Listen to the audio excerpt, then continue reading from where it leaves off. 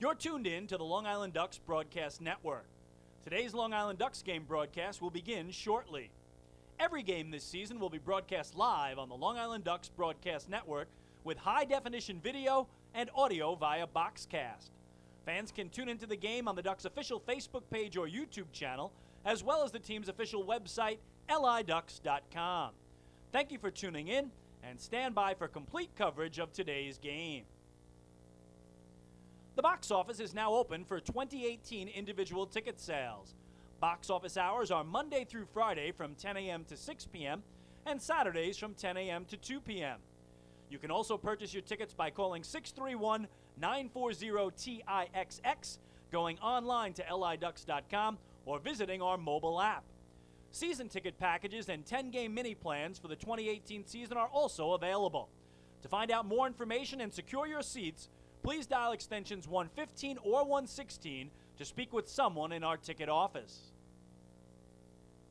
Get your business recognized by hundreds of thousands of Long Islanders by taking advantage of the advertising and sponsorship opportunities currently available with the Long Island Ducks. For more information, please dial extension 106 or check us out on the web at liducks.com. The Ducks offer many packages available for groups with as little as 25 people to as many as 2,000.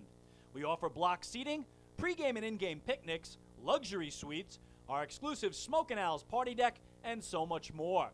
In addition, groups have the opportunity to take part in a variety of experiences, such as performing the national anthem or taking the field with the Ducks as the dream team. Group ticket packages for the 2018 season are now on sale.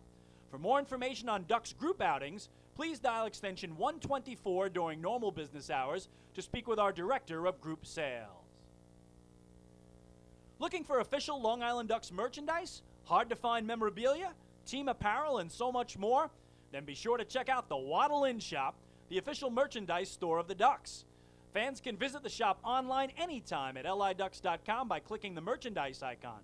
For more information, please contact our Merchandise and Client Relations Manager at extension 110.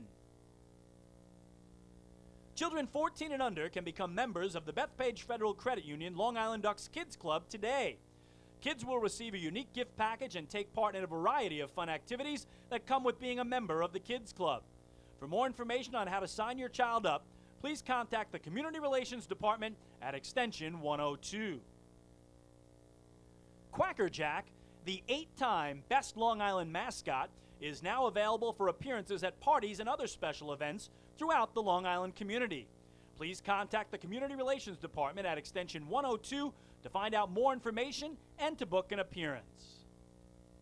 Once again, thank you for tuning in to the Long Island Ducks Broadcast Network. Today's game will begin momentarily. You're tuned in to the Long Island Ducks Broadcast Network. Today's Long Island Ducks game broadcast will begin shortly. Every game this season will be broadcast live on the Long Island Ducks Broadcast Network with high-definition video and audio via Boxcast. Fans can tune into the game on the Ducks' official Facebook page or YouTube channel, as well as the team's official website, liducks.com. Thank you for tuning in, and stand by for complete coverage of today's game. The box office is now open for 2018 individual ticket sales. Box office hours are Monday through Friday from 10 a.m. to 6 p.m. and Saturdays from 10 a.m. to 2 p.m. You can also purchase your tickets by calling 631-940-TIXX, going online to liducks.com, or visiting our mobile app. Season ticket packages and 10-game mini plans for the 2018 season are also available. To find out more information and secure your seats, please dial extensions 115 or 116 to speak with someone in our ticket office. Get your business recognized by hundreds of thousands of Long Islanders by taking advantage of the advertising and sponsorship opportunities currently available with the Long Island Ducks. For more information, please dial extension 106 or check us out on the web at liducks.com. The Ducks offer many packages available for groups with as little as 25 people to as many as 2,000. We offer block seating, pregame and in-game picnics, luxury suites, our exclusive Smokin party deck, and so much more.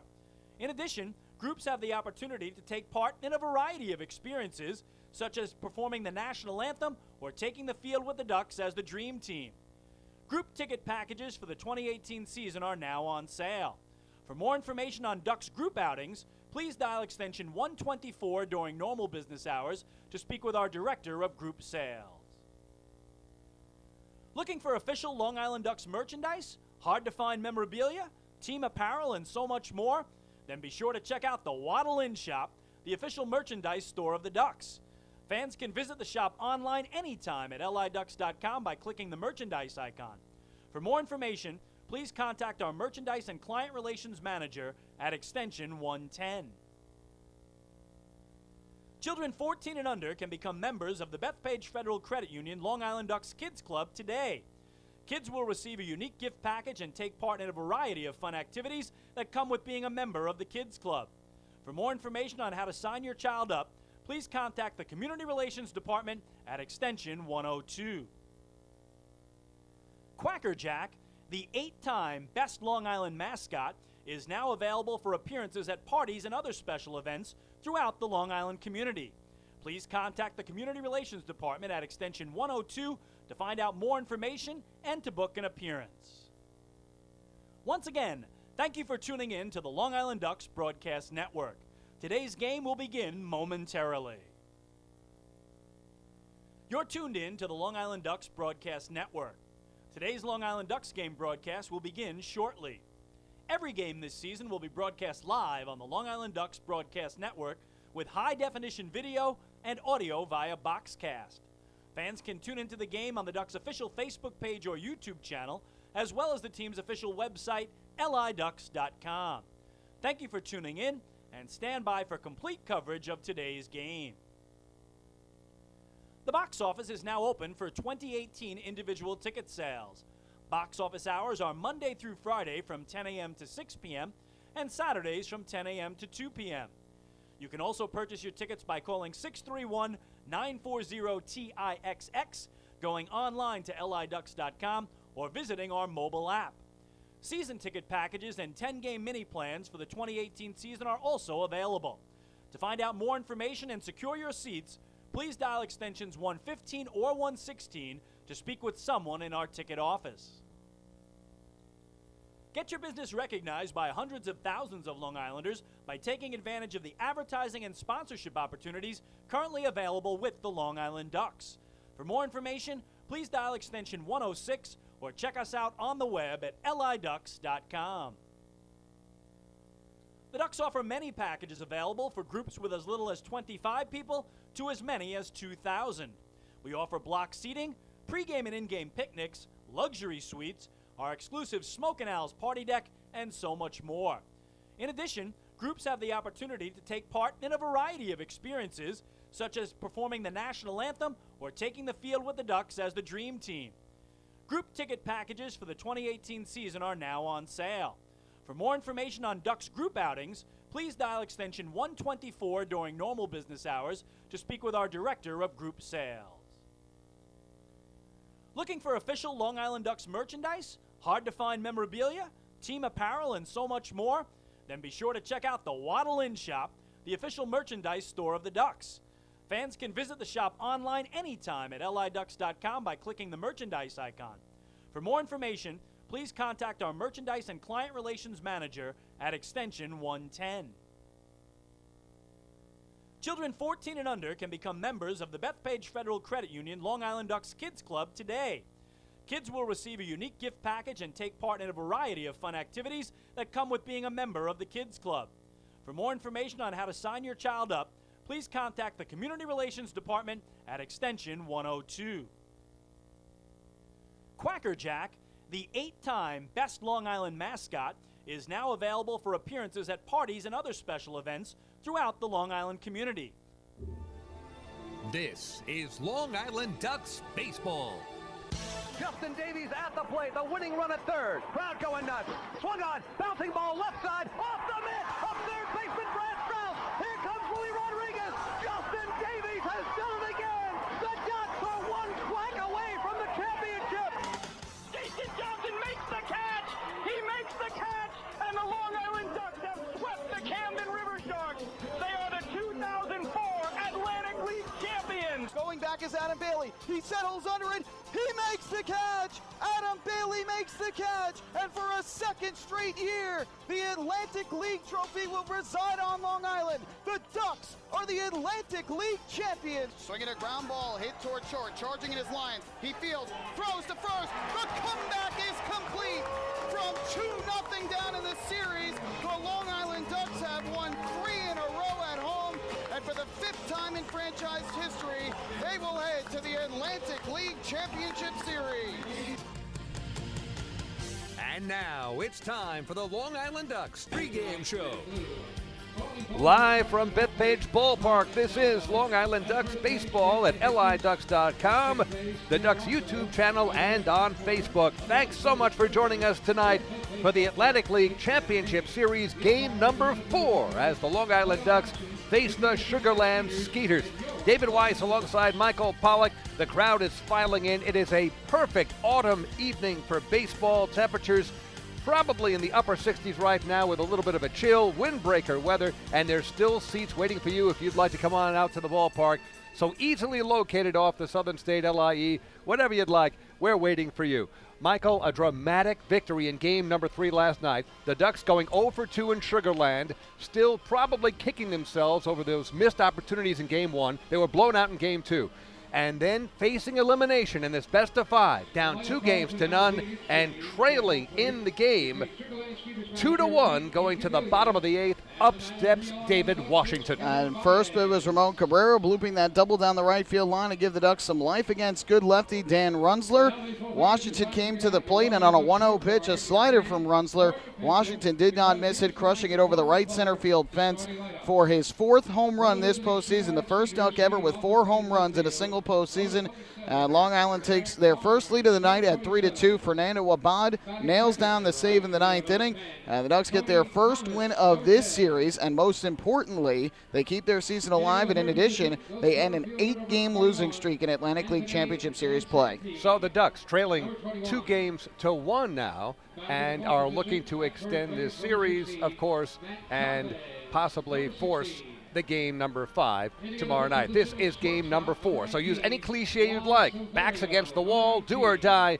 There is no tomorrow unless they win. And if you take a look at the overall picture here, you see this has been one of the most exciting postseasons in Atlantic League history, with Sugarland improbably getting by Lancaster, coming from behind, forcing extra innings, a walk-off grand slam against Lancaster. What the Ducks did against Somerset was spine-tingling, not for those who have weak cardiac systems, as the Ducks took a 2-0 lead, winning 2 games here, then dropping 2 at Somerset, and then taking game number 5. It seems almost destined that we are heading for a game 5 in this series. It's been an incredible postseason on both sides in the Liberty and the Freedom Division. Those first-round matchups, 2 great teams in each matchup, and of course it would need 5 games between the Ducks and the Patriots. It just seems like a fait accompli every year that it's going to take 5 games. The Skeeters with a tremendous rally back in their series from down 2-1 against a very good Barnstormers team, and then especially in Game 5 to get to this point.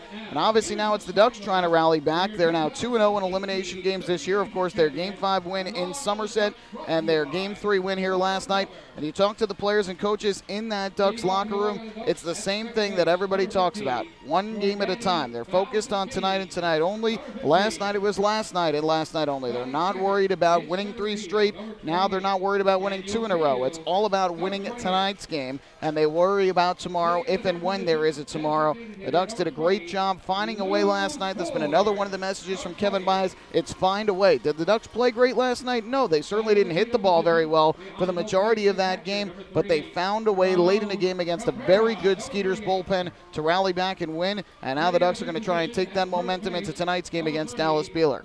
When our pregame show continues, one more look back to last night's heroics. We will hear from David Washington here at Bethpage Ballpark, Long Island Ducks baseball, the Atlantic League Championship Series. Hey fans, this is manager Kevin Byes, and you're listening to Ducks Baseball on Long Island Ducks Broadcast Network. Going way back is Joe Holden, and he is looking up, and that one is headed to field 5 at Robert Moses. The waves are gnarly, and the Ducks have tied it at 1.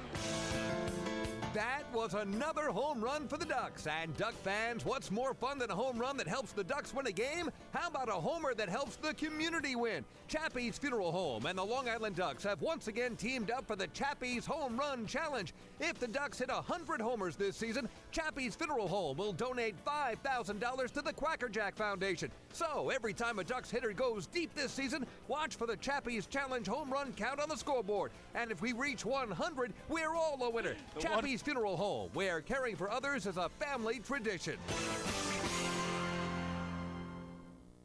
Can't get enough of the Long Island Ducks? Well, now you can get even more inside info on your favorite hometown team through Facebook and Twitter. The Ducks are constantly updating fans through social media with scores, transactions, ballpark promotions, and much more. You can even win great prizes. All you'll need to do is make a free account on Facebook and Twitter, and then visit us at facebook.com/LIDucks and twitter.com/LIDucks. Think you're Long Island's biggest Ducks fan? Get connected now.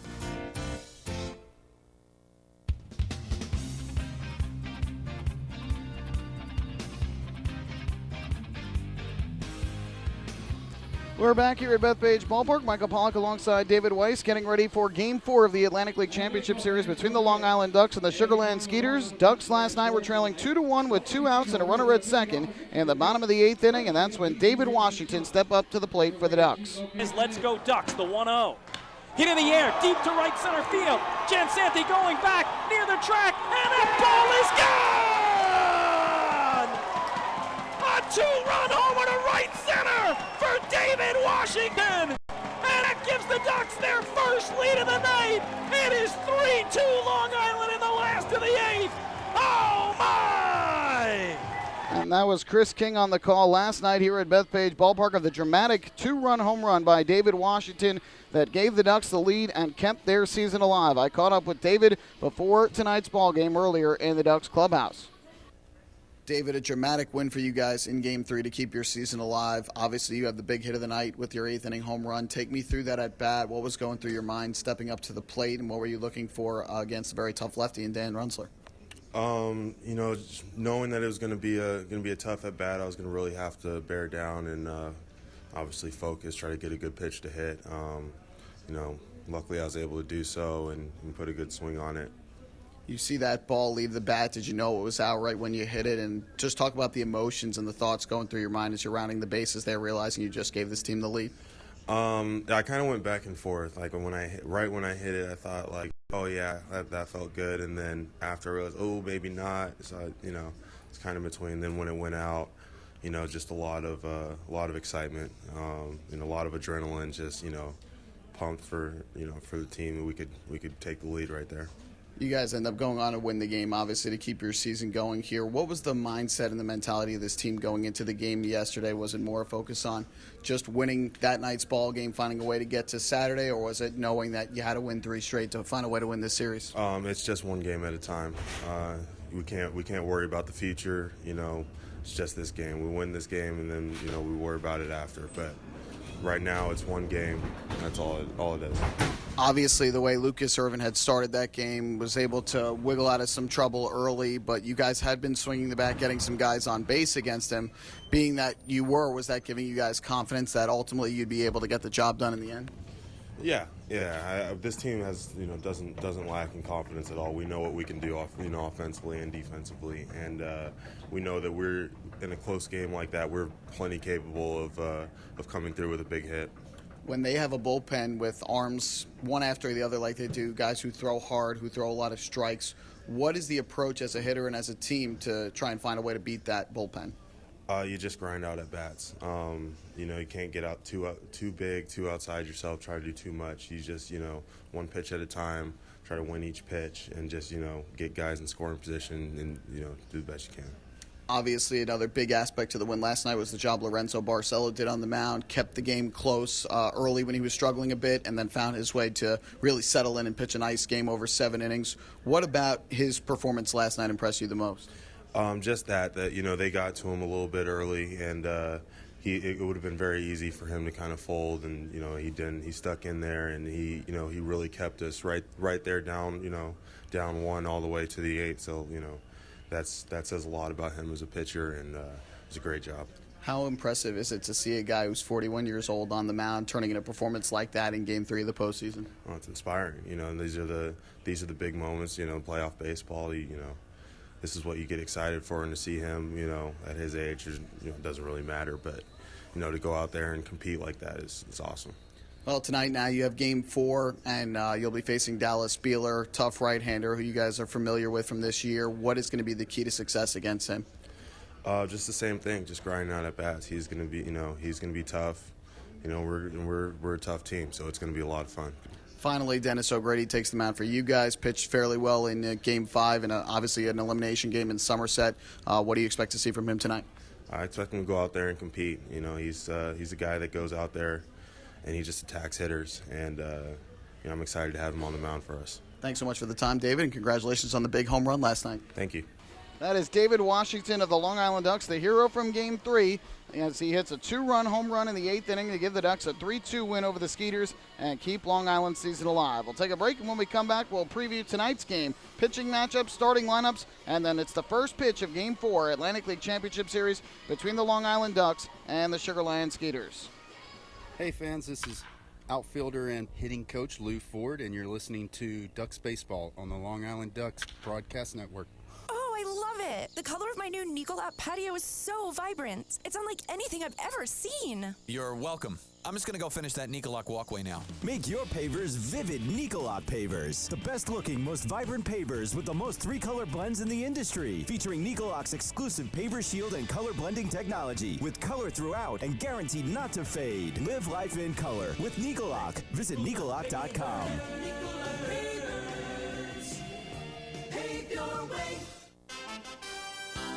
Have your birthday at the ballpark this season and celebrate with the flock. Kona Ice birthday party packages with the Long Island Ducks are now available. Each package includes 10 box seats, a commemorative birthday t-shirt, and autographed baseball. Refreshments including hot dogs, chips, cupcakes, frozen ice treats, and so much more. Best of all, the birthday child will stand on the dugout while the entire crowd sings happy birthday. Reserve your party today by calling the group sales department at 631-940-3825. Kona Ice birthday parties with the Long Island Ducks, a once-in-a-lifetime experience.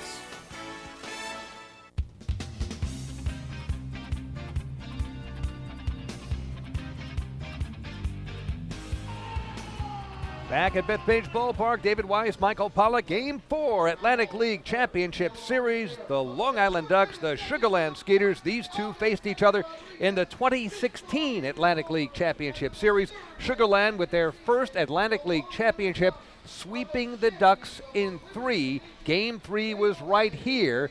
Chris King and yours truly, David Weiss, on the play-by-play, and I called the last out of that game, and I was told that there were many folks in the greater Sugar Land, Texas area who were listening.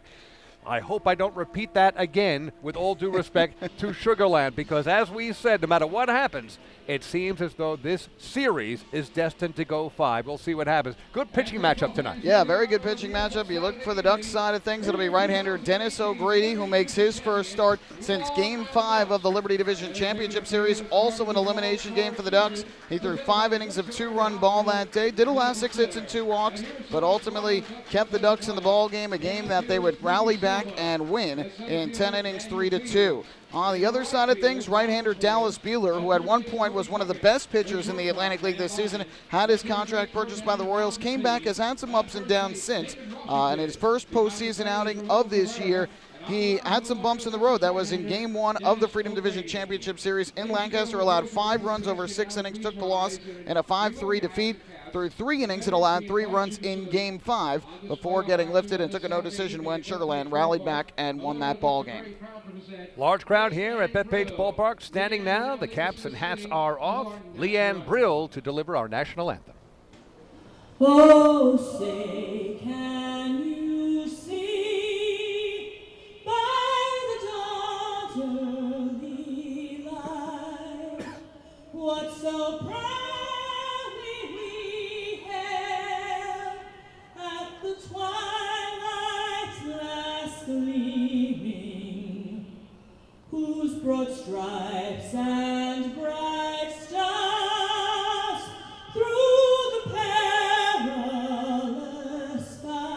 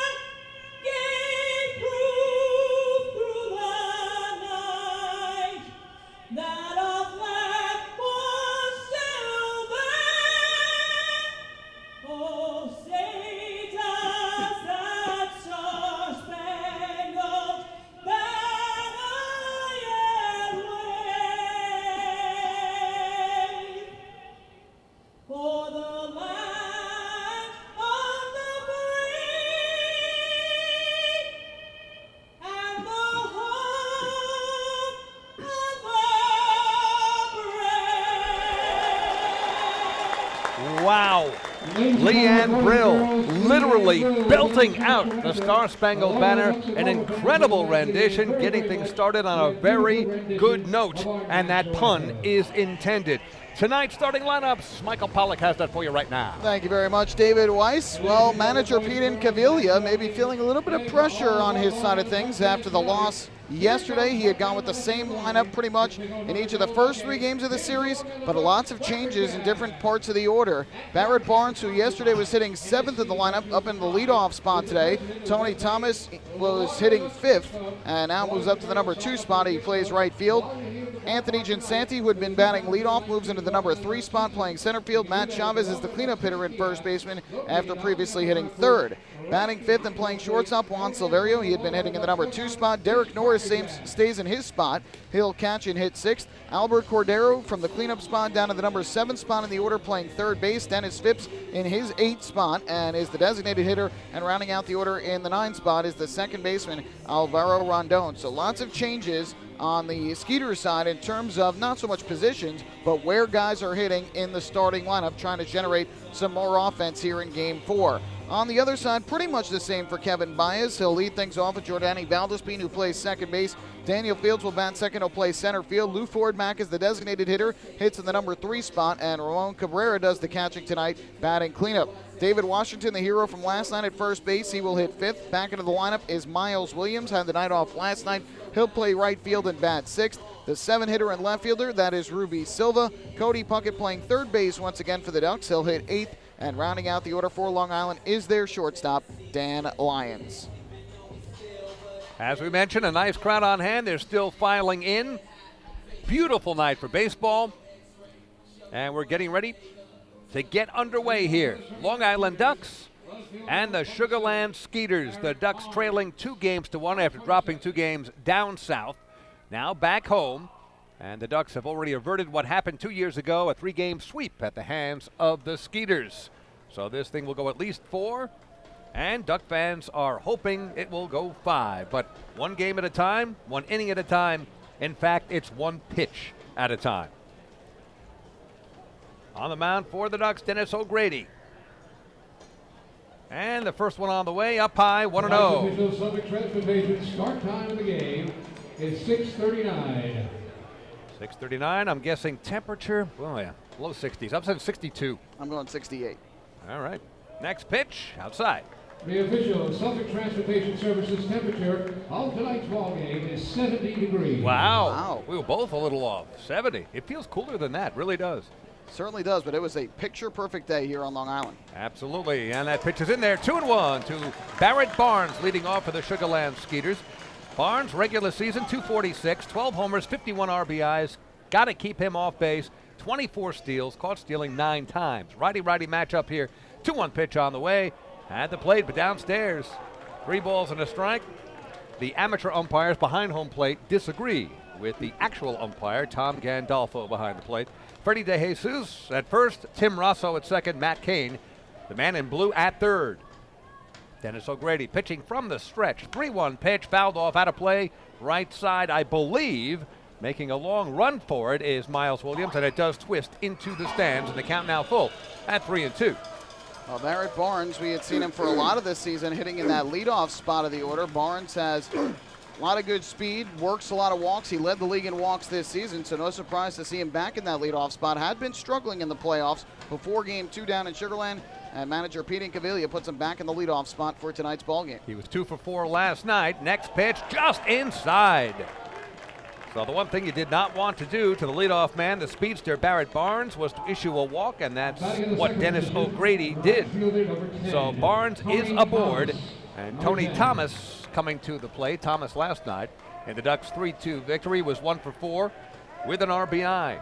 Thomas on the regular season, so you check those stats, played just 6 regular season games for Sugarland, 182 with a homer and 3 RBIs. And to throw over to keep Barnes close, he dives back safely. Barnes led the league this year with those 80 walks, has great speed too, 24 stolen bases on the year. O'Grady has a good pickoff move though, and another quick throw over.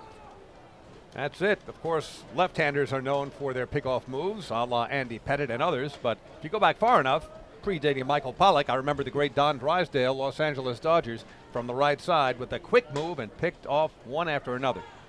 And there's a line drive snared by Dan Lyons to throw to first, not in time. Great diving catch by Dan Lyons. The first web gem of the game by a guy who has had plenty of them. Dan Lyons, one down. That's a terrific play. Tony Thomas was ready to swing early in the count. Got a good pitch to hit from O'Grady, trying to get strike one after the walk. Thomas was ready for it, hit a bullet up the middle, but Lyons, who continues to have terrific range at short, a fabulous diving play for the first out. The dangerous Anthony Giansanti, the center fielder for the Skeeters, at the plate. Slightly open stance from the right side. Giansanti with great numbers across the board. First pitch, good slider, outside corner strike. 0-1. Giansanti finished at .295, 17 homers, knocked in 58, scored 79 runs, 35 steals, caught stealing only 6 times. Power and speed, a great combo. Another throw to first, and not in time as Barnes dives back. Giansanti, one of the best players in the league this season. Outstanding 2018 season. Center fielder for the Skeeters. 0-1 pitch on the way, and that is ripped base hit underneath the glove, and a diving Cody Puckett going one station at a time as Barrett Barnes, he will hold there as the ball is corralled in left by Ruby Silva. So Giansanti hit the ball very hard. Cody Puckett trying to do what Dan Lyons did just moments ago, make a diving stab, but that one just to his left. It's a base hit, first one of the game for Sugar Land, and now 2 runners on, only 1 out. Couple of hard hit balls in a row. First from Thomas, now from Giansanti. O'Grady will give up his hits. He allowed 6 hits in 5 innings in Game 5 at TD Bank Ballpark. 63 hits overall this year and 63 and 2/3 innings. So he'll give up his hits. The key is if he does allow runners on, trying to find his way out of those jams and avoid the big inning. Matt Chavez, first baseman, big cut, fouled it straight back, swinging right out of the gate. Chavez with an excellent season. 120 games regular season, 320 among the leading hitters in the league. 12 homers, knocked in 72, scored 59 runs. In the cleanup position, the first baseman for the Skeeters. 2-on, Barnes off second, Giansanti off first, and another foul back. That was a good changeup from O'Grady. Chavez way out in front, 0-2. Trying to jam Chavez. You don't want him to get his arms extended. Has very good power and also hits the ball well to the outfield. As you see by his .320 averages, 12 home runs during the regular season. So O'Grady's going to try and keep pitching him inside, jam him, and don't let him get any good solid contact on the baseball. Chavez will hit the ball hard, doesn't have a whole lot of speed, can be doubled up, and that's what the Ducks would love to see here. With 2 on, 1 out, top of the first. 0-2 on the way. And there's a slider off the plate. Chavez wasn't biting. It's a ball and 2 strikes just underway here. Bethpage Ballpark, Game 4, Atlantic League Championship Series. Do or die for the Ducks. Trailing 2-1 in this best of 5, trying to force a 5th game tomorrow. And here in the top of the first, Sugar Land already threatening. A walk, a line out, and a single. 2 on, 1 out. 1-2 pitch to Chavez on the way. The runners are going. The pitch misses. The throw to third is in time. Barrett Barnes nailed at third by Ramon Cabrera. Cody Puckett applying the tag. So a stolen base for Giansanti, who makes it to second. The double steal does not work out for Sugar Land. A big second out at third base. Great throw by Cabrera. You said it, David. That was a terrific throw from Cabrera. Good pitch to throw on, too. It was outside of Chavez.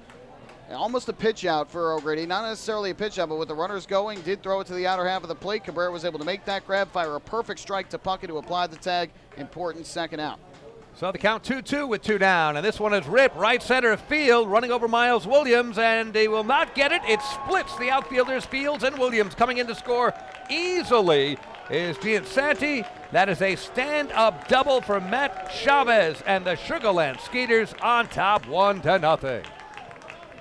I said it last night, I'll say it again. 2 outs have been an issue at times for the Ducks this year in terms of their pitching.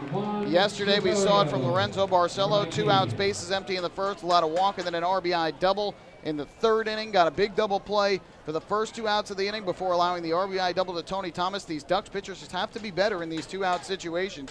You get big outs like you just did there on the caught stealing. You cannot give up hits. But even there, Chavez didn't hit it all that hard. He just found the right spot in the outfield between Fields and Williams and got it to nestle in there for the double. Shortstop Juan Silverio is at the plate. First pitch swinging. That one's up around his shoulders. Kind of a tomahawk-type chopping swing. Fouls it out of play. 0-1. Silverio at .310 on the regular season. 51 games with the Skeeters. 8 homers, 37 RBIs, and 36 runs scored. So Chavez with the RBI double. Last night, Chavez in the 3-2 loss was 2 for 3 with a run scored. There's a little number in front of the plate taken by Ramon Cabrera. And Silverio slams his helmet down in disgust as he is thrown out by Cabrera. And the side is retired. Not before the Sugarland Skeeters break out on top. 1 run, 2 hits, a walk, a man left at the end of a half inning of play in Game 4 of the Atlantic League Championship Series. It's Sugarland 1, the Ducks coming up. Hey fans, this is pitcher John Brownell, and you're listening to Ducks Baseball on the Long Island Ducks Broadcast Network. Sayville Ford, Long Island's Ford giant, has been family-owned and operated for over 60 years. Stop by today to check out their giant selection of new and pre-owned vehicles at their state-of-the-art showroom featuring enclosed service drives and a luxurious customer lounge. Get giant savings on hundreds of new and used vehicles in stock. Sayville Ford, the no-fees dealer. Visit online at SayvilleFord.com or download the Sayville Ford app today to learn more. Call 855-917-8737 today. Bethpage Ballpark is a great place to watch a ball game, so why not do so from some of the best seats in the house? Long Island's hometown team invites you to check out the Long Island Ducks Beer Garden. Open for all fans on nights when the Smokin' Owl's party deck hasn't been reserved, the Beer Garden features a variety of the best brews, including popular fan favorites as well as local craft beer selections. The area has been decked out with bar rail seating and Ducks-branded furniture to provide a comfortable atmosphere for everyone. Be sure to stop by and enjoy the Long Island Ducks Beer Garden on your next visit to the ballpark.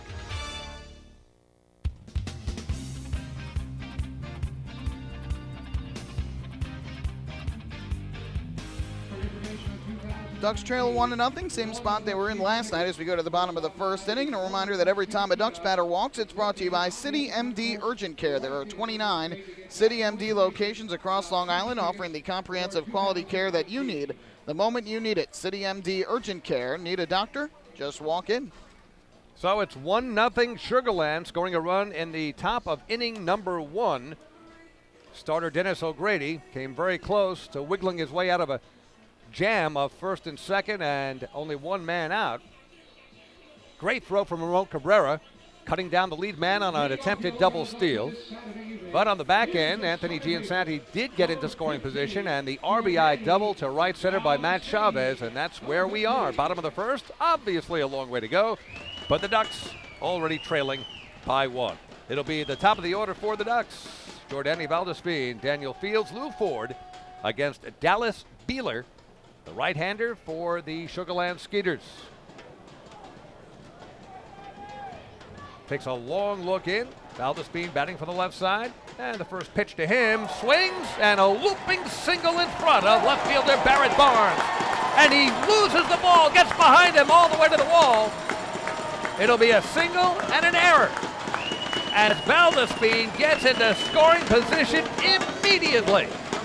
Barrett Barnes took his eye off the ball in kind of a short hop in front of him, Michael, and he just couldn't handle it. Yeah, I think he had it lined up perfectly. He thought initially about maybe I'm going to go full after this, but realized probably better to just play it on a hop, and I think he tried to line it up where he thought it was going to bounce and then hit him, come straight at him. But with Valdespin, a lefty, hitting that ball, it's got that slice on it, the tail spin to the left, and that ball just bounced and took the hard left turn. He never touched it, but ultimately got to keep that in front of you, and instead of a leadoff single, it ends up becoming a single and an error to put Valdespin at second. Didn't even have time to give you the regular season stats for Jordani. We'll do it next time. Daniel Fields at the plate, takes inside with a fastball. 1 ball and no strike to Fields, 267 on the regular year, 96 games played, 9 homers, 40 RBIs, 12 for 13 in the stolen base department, and among the best, if not the best center fielder in the league. He has saved so many runs, game in and game out. 1-0 pitch, skips away from catcher for Sugarland, and over to third is Jordani Valdespin. So Valdespin makes it to third base. And if that goes down, I would assume it's a wild pitch. Indeed it is a wild pitch. That ball kind of spiked into the dirt from Dallas Beeler.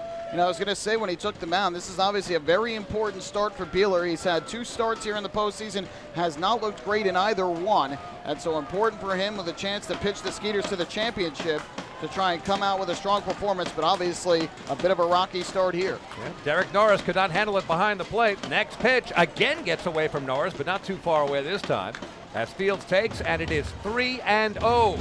So a very shaky start for Sugar Land overall, and specifically for Dallas Beeler on the mound.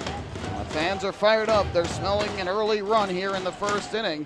Fans were loud. They were into the game here last night, especially when Washington hit it out. And already with a runner at third and nobody out, trying to will the Ducks to at least the tying run in the bottom of the first. Coming set, Beeler. Fields at the plate. Pitch is well outside. 4-pitch walk. And that is the first Ducks walk brought to you by City MD Urgent Care. There are 29 City MD locations across Long Island. Need a doctor? Just walk in. Well, one thing Dallas Beeler did not do a lot of this year is walk batters. 90 in the third innings with the Sugar Land Skeeters this year, only 16 walks given up. He gave up multiple walks only 5 times during the course of the season, several instances with no walks. And in his first 2 outings of the playoffs, 9 innings, just 1 walk. But here, 2 batters into game 4. In the bottom half of this first inning, he has allowed his first walk. So at the plate, the ageless Lou Ford, who takes a slider on the outside corner for a strike. Lou at age 42, turned 42 on August 12th. And what a season he has had. 293, 10 homers, 73 RBIs, 68 runs scored. Even has a stolen base. Righty-righty matchup. Lou with that inside, and that one skips away from catcher Norris. Coming in to score the tying run is Valdespin, racing over to third and making it. Standing up is Daniel Fields. We are tied at 1 on another wild pitch. The Ducks have tied it here in inning 1. Well, you wonder a little bit if the adrenaline is just pumping so high in the mind and in the body of Dallas Beeler. We have barely seen this from him at all this year. This kind of control issues. He certainly has not pitched as dominant early of late as he did earlier in the year. After coming back from his brief stint in Double-A with the Royals, has had some struggles since that point, pitching to an ERA of a little over 3.5, which is still very good, but you consider when he left, his ERA was at 1.99. So certainly has not had that same confidence in what he has been doing, and certainly here tonight, the leadoff single, a walk, 2 wild pitches, just not the same right-hander that we've seen during the majority of this 2018 season. What a mess for the Sugar Land Skeeters, just 2 batters in and facing the Ducks here in the bottom of the first. Single by Valdespin, an error allowing him to make it all the way to second base. Daniel Fields at the plate. Valdespin with a wild pitch would come home. Daniel Fields at third base after walking, and the Ducks looking for more here. Nobody out, runner on third. Lou Ford at the plate. The closed stance. Beeler looks and pitches, and Ford just barely gets a piece. Foul behind the plate. It's 1 ball and 2 strikes to Lou Ford, who last night was 2 for 4 with an RBI. So Ford had driven in that 1 run in the bottom of the third that had cut the Sugar Land lead to 2-1, leaving it up to David Washington, and with his 8th inning heroics, the 2-run homer to right field. 1-2 count, pitch to Lou, takes outside, 2 balls and 2 strikes. And seeing this wildness from Dallas Beeler, the Ducks have no reason to be aggressive at the plate against him here early on. Obviously, Valdespin had the first pitch single, but missed with 4 straight to Daniel Fields, had a wild pitch in there, and already has thrown 2 balls in this at-bat and has a wild pitch. Coming set, Beeler. Looks at the runner at third, the 2-2 pitch on the way, and Ford swings and misses. A very good slider that was diving away from Lou.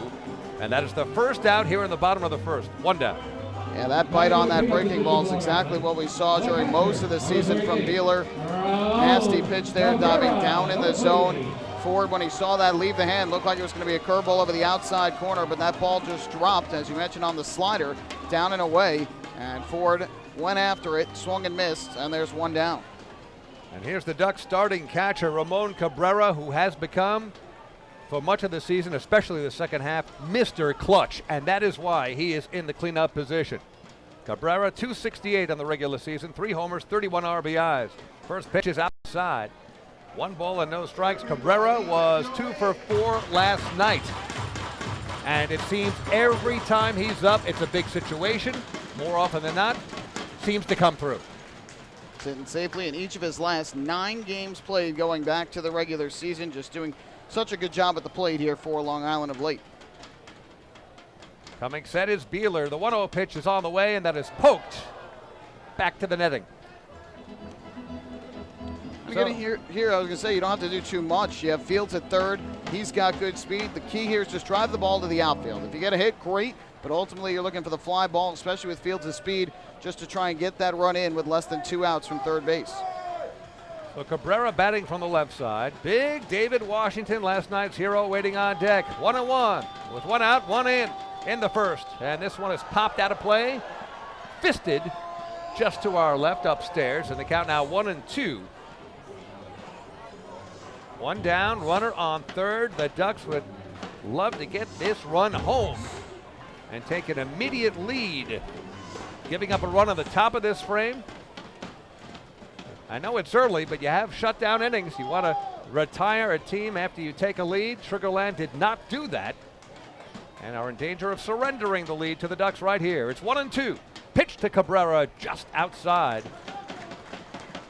Just missing. Good pitch off the plate. It's 2 balls and 2 strikes.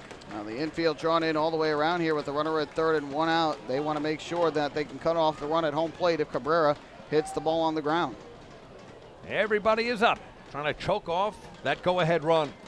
2-2 pitches on the way to Ramon, and he fouls it back. That was an off-speed pitch.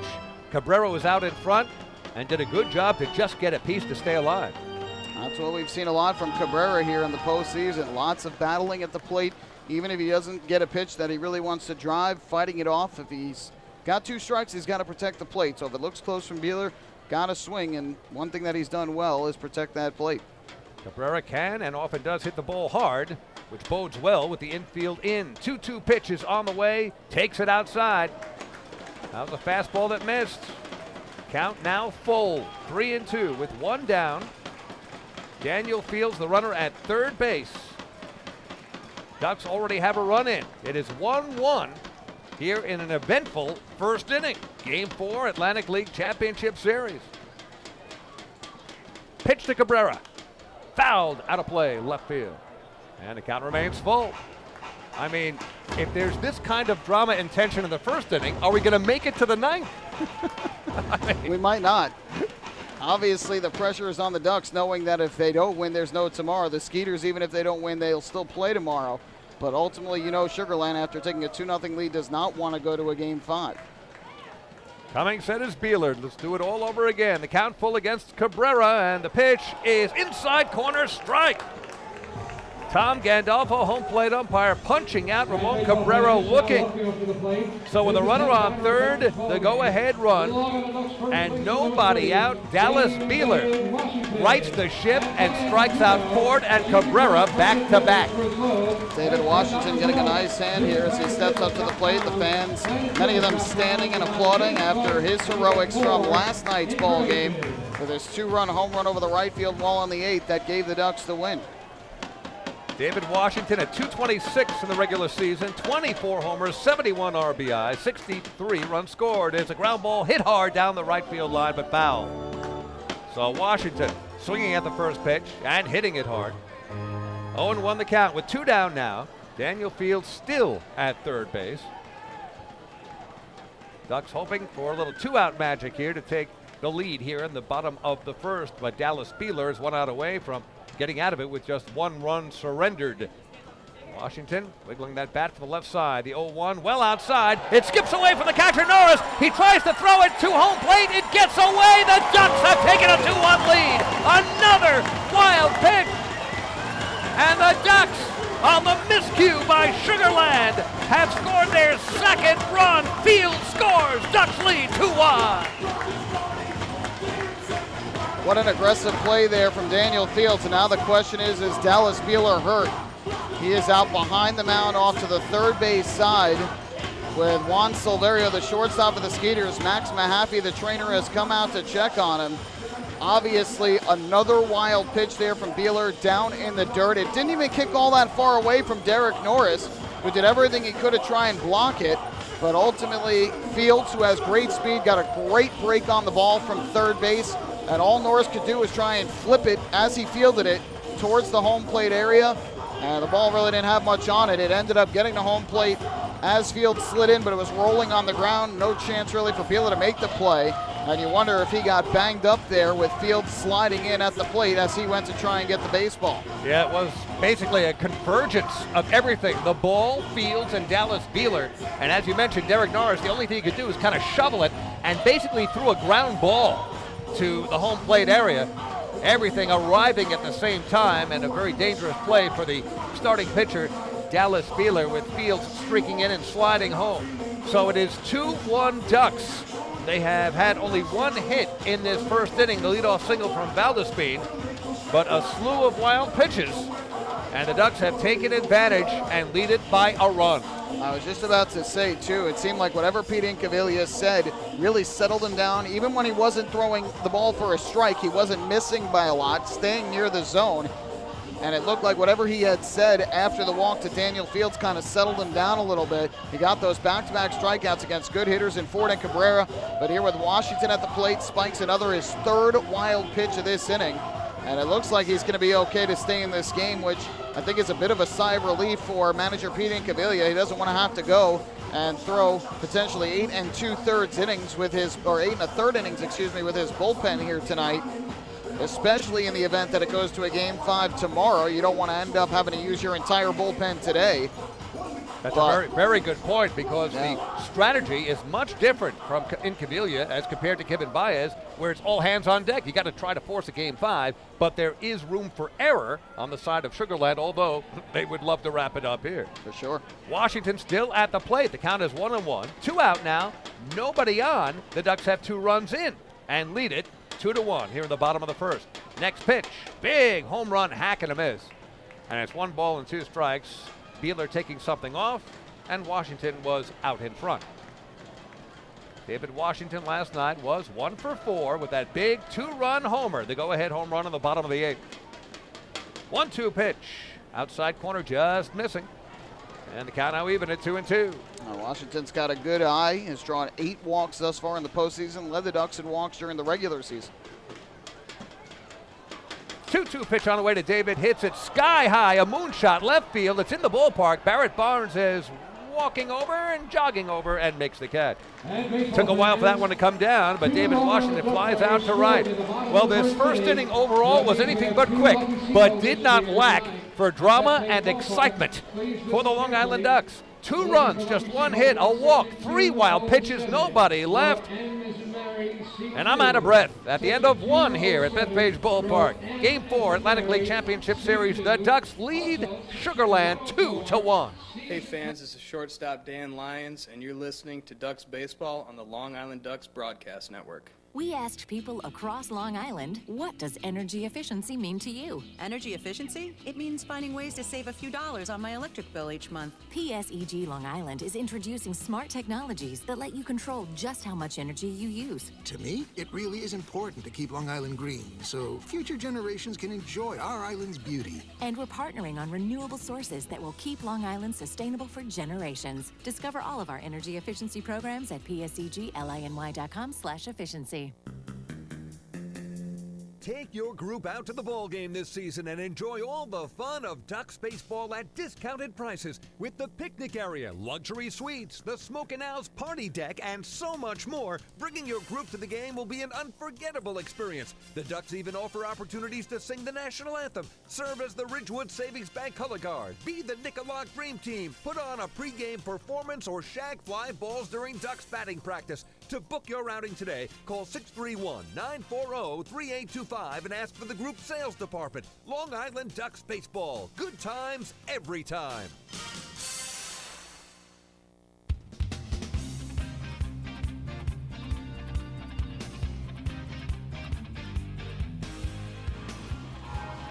Two-one Ducks as we move to the second inning here in Game 4. Time for the Ducks Health Report, brought to you by Island Shore Physical Therapy, the official therapist of the Long Island Ducks. Remaining out are several pitchers with arm injuries, including Logan Andrusek, Colton Murray, John Brownell, Tyler Badamo, all dealing with arm injuries, all unavailable for this postseason. Yesterday, Francisco Rodriguez was unavailable, dealing with some general soreness. TBD on his availability today. Kevin Baez said before the game had to see how he responded after throwing a bit earlier in the day.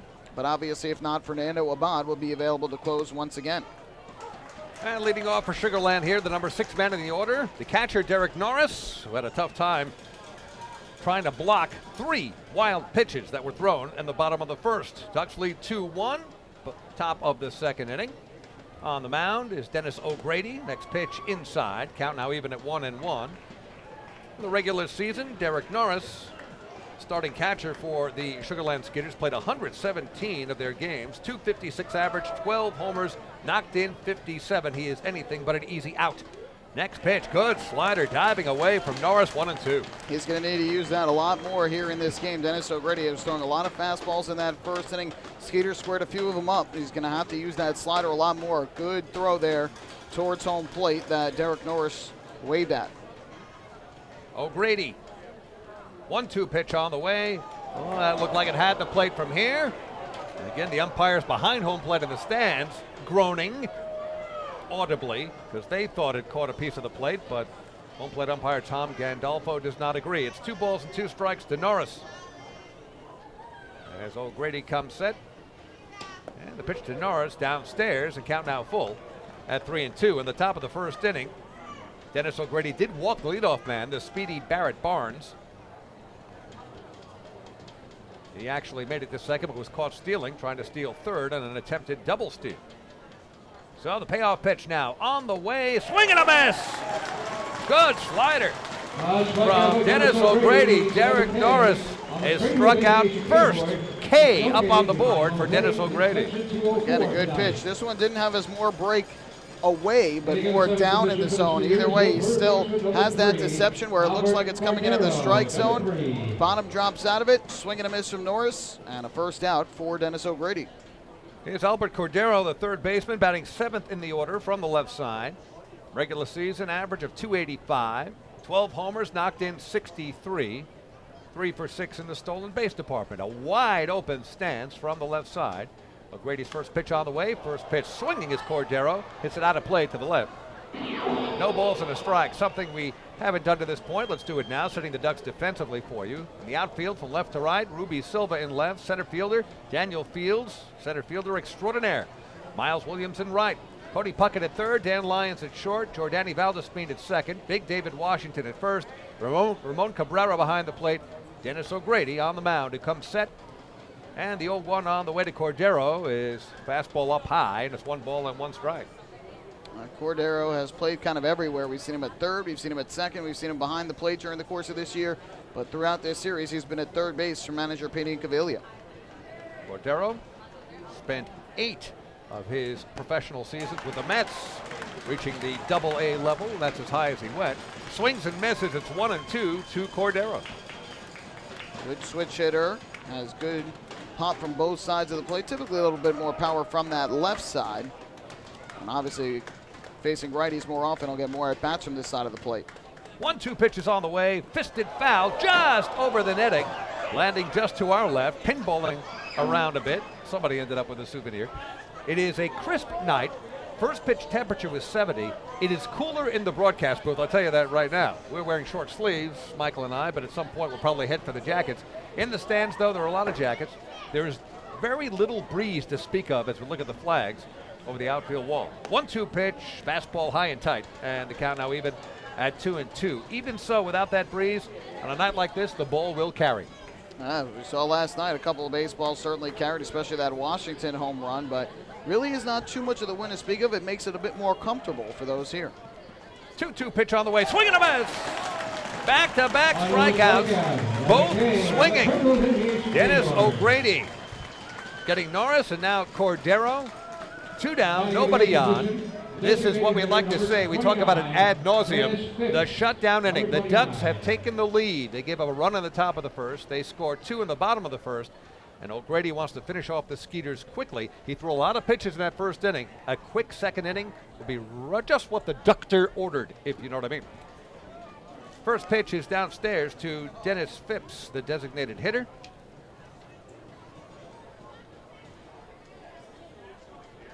Phipps at .265 in the regular season, 9 homers, 37 RBIs. His ground ball toward the middle, taken on the backhand by Valdespin. The throw off balance in time.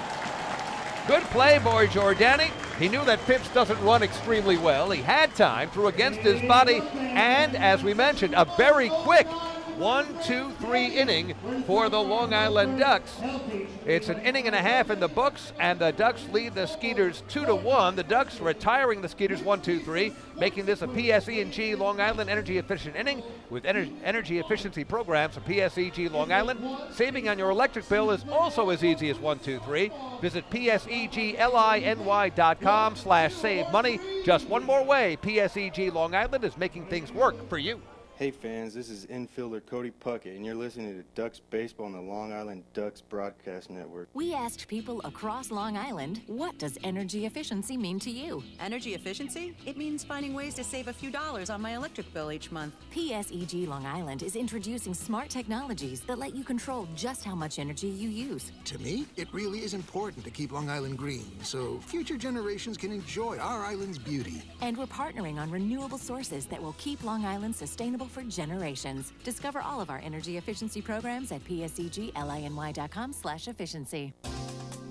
Hey Ducks fans, the official hotel of the Long Island Ducks is the Radisson Hotel Hauppauge, Long Island. It's centrally located on the north shore of Long Island and offers a home away from home for both business and leisure guests. The Radisson Hotel Hauppauge, Long Island features an indoor pool, 24-hour business center, a fitness center, and complimentary Wi-Fi in all guest rooms. Enjoy the contemporary American cuisine at the Fountain Grill restaurant or grab a quick bite to eat at Cafe Pronto. And best of all, it's only minutes away from Bethpage Ballpark. The Radisson Hotel Hauppauge, Long Island, the official hotel of the Long Island Ducks. Call 631-231-1100 today. That's 631-231-1100.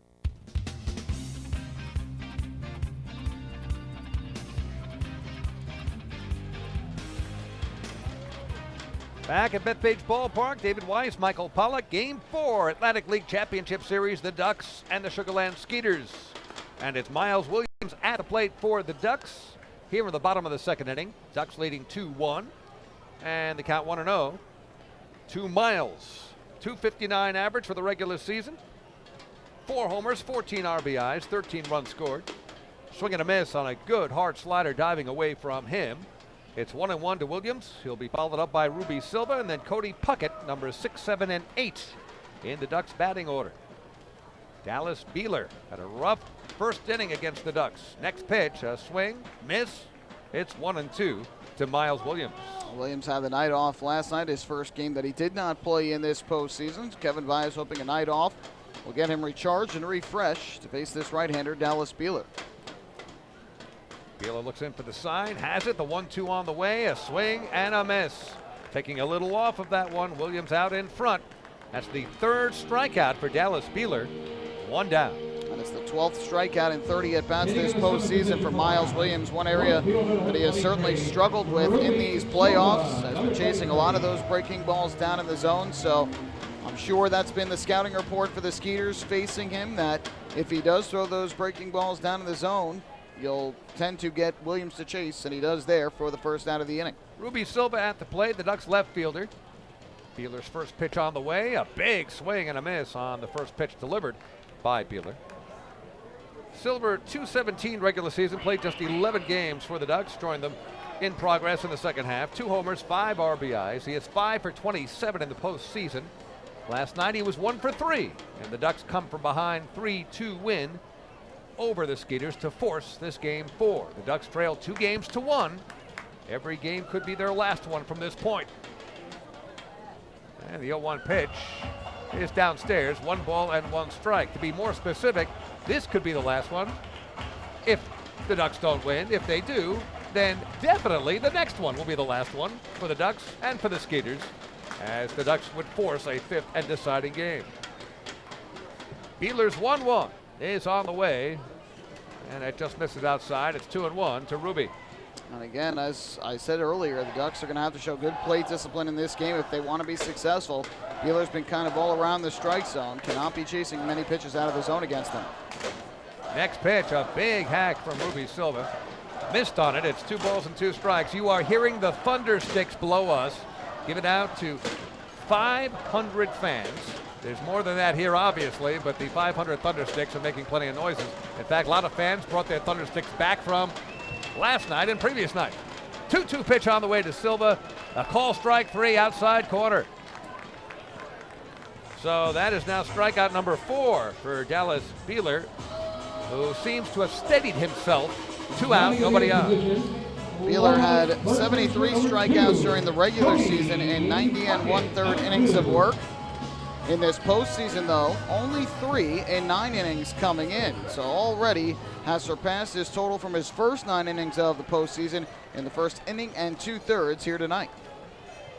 And here comes the Las Vegas native Cody Puckett at the plate. Righty-righty matchup. Fastball sails outside, 1-0 to Cody. Last night he was 0 for 2. Regular season, Puckett at .222, 7 homers, 37 RBIs, but is the anchor of the infield at third base. And there's a ground ball just wide of the third base bag down a left field line. That one looked like it had extra bases written all over it, but bounced just to the left of the bag. It's 1-1. Puckett with big shoes to fill in this series after Taylor Ard went home for the birth of his child. He only has 2 hits, but they've been big, a double, and of course that home run in game 1. He's also drawn 3 walks, so he's been finding his way on base here thus far in this series. 1-1 on the way to Cody, a big overhand breaking ball that lands high. And it's 2 balls and 1 strike. Quackerjack on top of the Sugarland dugout, enemy territory, banging the cymbals, getting the fans very excited. 2-1 pitch on the way to Cody, a big swing and a miss. It's 2 balls and 2 strikes. Quackerjack, perennially the #1 mascot, not only here, but everywhere. The most popular thing in feathers that you will ever find. This game's so exciting, it's beginning to molt. 2-2 pitch, had the plate, but just a bit low, and the count now full at 3-2 to Cody Puckett. Dan Lyons is waiting on deck. That's a good pitch there from Beeler. Good eye as well from Cody Puckett. So it makes Beeler tough as he's able to throw a lot of deceptive pitches that look like strikes when they come into the plate.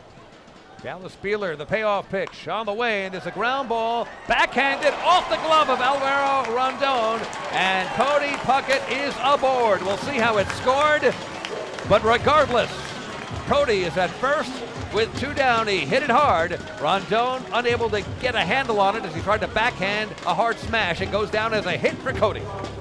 And not the easiest play there for Rondon. He had a range up the middle of the infield, try to grab it on the backhand, and just saw that ball go off his glove and would have had to field it, throw off balance. Rondon has had some issues defensively during this season, but again, that is not a typical easy routine play for a second baseman, and Puckett is aboard with a 2-out single. And here is the longest tenured Long Island Duck. He has played the most games in Ducks history. Dan Lyons at the plate. And there's a fastball or hard slider that lands on the outside corner for a strike, 0-1. Lyons really came around in the second half of the season after a very slow start. .227, that's how he finished. 6 homers, 34 RBIs, 39 runs scored. Batting from the right side. 0-1 pitch. Check swing from Dan. Did he go around? No, he did not. Home plate umpire Tom Gandolfo checks with first base ump Freddie DeJesus. It's 1-1 with 2 out, 1 on. Bottom of the second. Ducks have a 2-1 lead over Sugarland, trailing 2-1 to Sugarland in this best of 5 Atlantic League Championship Series. Coming set, Beeler. Cody takes a short lead, pitch to Lyons, little looper, right field. It could fall in and does in front of Tony Thomas. Making it to second base is Cody Puckett. Dan Lyons with a bloop single to right. The Ducks have something cooking here with 2 down and 2 on. Well, David, sometimes it's not about how hard you hit it, it's about where you hit it. Cody Puckett didn't have a scorcher up the middle, but certainly a tough play having a range up the middle for Rondon to try and make that play. And now Lyons with a little blooper off the end of the bat and right, but just over the head of Rondon, just in front of Thomas. 2 on, 2 out, and back to the top of the order for the red-hot Jordani Valdespin. The ever-dangerous Jordani Valdespin. In our books, the player of the year. That's still to be determined league-wide. But Valdespin, who singled his first time up and ended up scoring on a wild pitch, takes a strike. Jordani not thrilled with that strike call. It's 0-1 to Valdespin. Jordani came into this game 13 for 32, a 406 clip in the postseason against Somerset and Sugar Land, and that has gone up a few notches. 1 for 1 so far here tonight. 2 on, 2 out. 0-1 pitch to Jordani. Takes it downstairs, blocked by catcher Derek Norris. Nobody going anywhere. It's 1-1. He's reached base safely in all 9 Ducks playoff games now this year, has a hit in 8 of them, multiple hits in 4, and led all Atlantic Leaguers with 13 hits coming into tonight, as well as 8 runs here in the playoffs. Valdespin picking up in the postseason where he left off in the regular season. Batting from the left side. Puckett leads off second, Lions off first. Ducks lead 2-1, looking for more. There are 2 down, bottom of the second. Beeler comes set, pitch to Jordani. Smoke, right field. Going back is Thomas, over his head and all the way to the wall. Here comes Cody Puckett, he scores. Here comes Dan Lyons, he will score standing up. A 2-run double for Valdespin. And the Ducks have taken an early 4-1 lead. How about that, Jordani?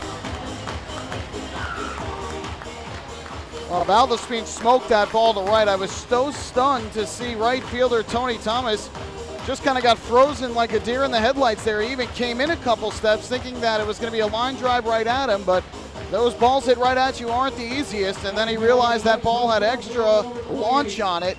Tried to race back and jump and make the play, could not, and Valdespin smokes it over his head for the 2-run double as Thomas misjudges it, and the Ducks now lead by 3. Daniel Fields at the plate. He walked his first time up and would come around to score on one of those many wild pitches in that first inning.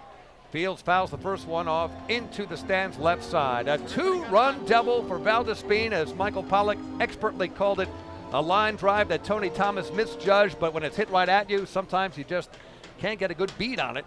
And it ended up going over the head of Thomas and all the way to the wall. Puckett coming in easily from second. Dan Lyons all the way around from first.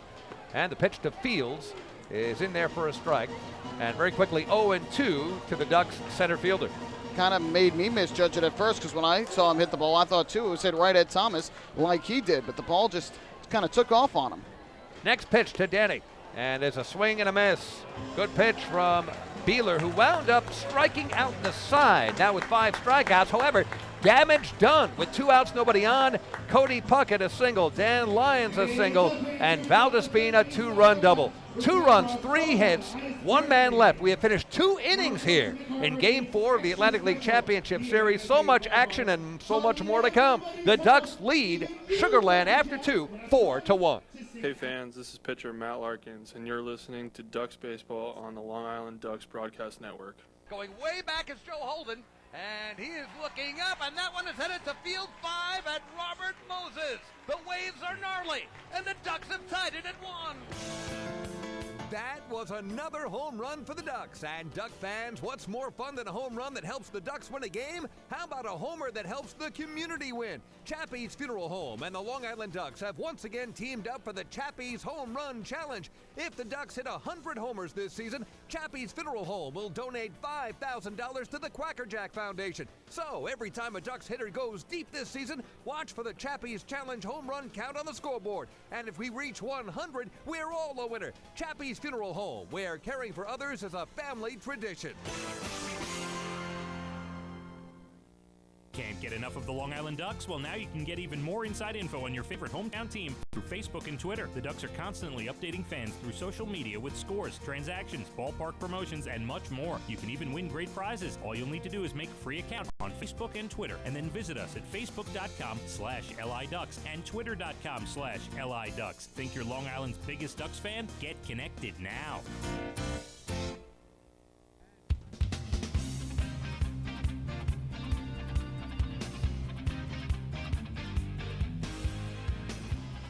Well, we head to the 3rd inning here at Bethpage Ballpark. 4-1, the Ducks are now in front of the Sugar Land Skeeters. And fans, thank you for following all season long as the Ducks try to meet the Chappie's Home Run Challenge.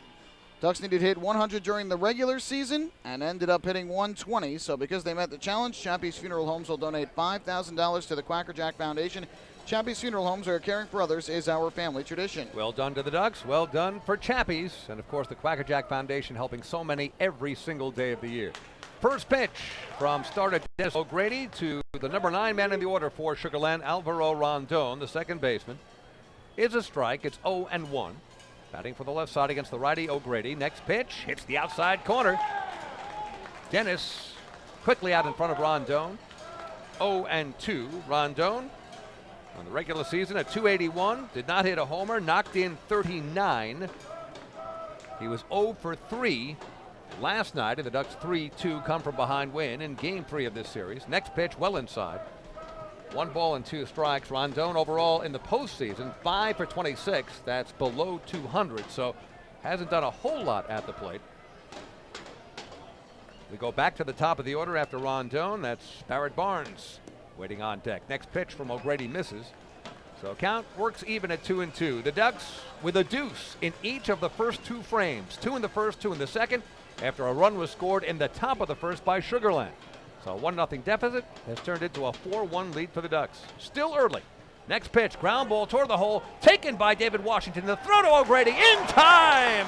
What a play all the way around. David Washington scrambling to his right. Big Dave reaches down, got it, and led Dennis O'Grady with a fastball. Dennis beating Rondon to the bag. 1 down. Marvelous play there from Washington. He looked so smooth doing it, too. Range to his right, didn't panic at all on that ground ball from Rondon. And with Rondon's speed, you've got to make that play quickly. Good job as well by O'Grady to get over there to first to cover. Washington saw him getting to the bag right as he fielded it and threw a perfect strike right to O'Grady for a tough first out. And here's Barrett Barnes playing for his hometown team. He's from Sugarland. Went to Texas Tech, in fact. He's a Texas guy. And he takes a strike from Dennis O'Grady. Barnes, a lot of speed at the top of the order, his 24 steals. And he walked his first time up, but ended up being caught stealing on an attempted double steal. He was nailed at third on a great throw from Ramon Cabrera, the third baseman Cody Puckett. 0-1 pitch, fastball wide. 1 ball and 1 strike. So Sugarland trailing 4-1. Long, long way to go, but the Ducks off to such a good start in a must-win game. O'Grady from the stretch, the 1-1, just inside and low. 2 balls and a strike to Barrett Barnes. Again, Barnes has such a good eye at the plate that he's not going to chase too many pitches out of the zone. You've got to pitch him, you got to challenge him, and trust your defense behind you. As Michael mentioned earlier tonight, Barrett Barnes led the world in walks with 80. So Barnes playing in 112 games, 80 walks. Almost a walk a game. Very good eye at the plate, and he now is ahead on the count at 3 balls and 1 strike. 1 out, nobody on. Ducks lead 4-1, top of the third. Next pitch is ripped.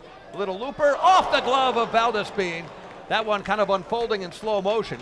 Not hit that hard. It was just kind of a blooping line drive, humpback liner. And Valdespin took a few steps back, jumped, went off the very top of his mitt. That goes down as a base hit, of course. Barnes is aboard with all that speed with 1 down. That's a tough play for Valdespin. Thought he had a chance on it as he ranged back. It was kind of one of those humpback liners like you mentioned. Gave it his all, but just off the edge of his glove. And so the Skeeters do get the speedy Barnes on for the second time in this game. Tony Thomas, the right fielder for Sugarland at the plate. He lined out. Great play by Dan Lyons to snag it. Nearly turned it into a double play, nearly doubling Barrett Barnes off first. That was back in the first inning. No balls and a strike to Thomas at the plate here. We'll see if Barnes takes off at some point in this at-bat with 1 down. You would think he would, but, of course, you've got a 3-run deficit. Nonetheless, it's early. Pete Incaviglia, manager, Sugarland, very aggressive. Sugarland, a team with speed, power. You look at the team stats, 2nd in overall average and tops in pitching.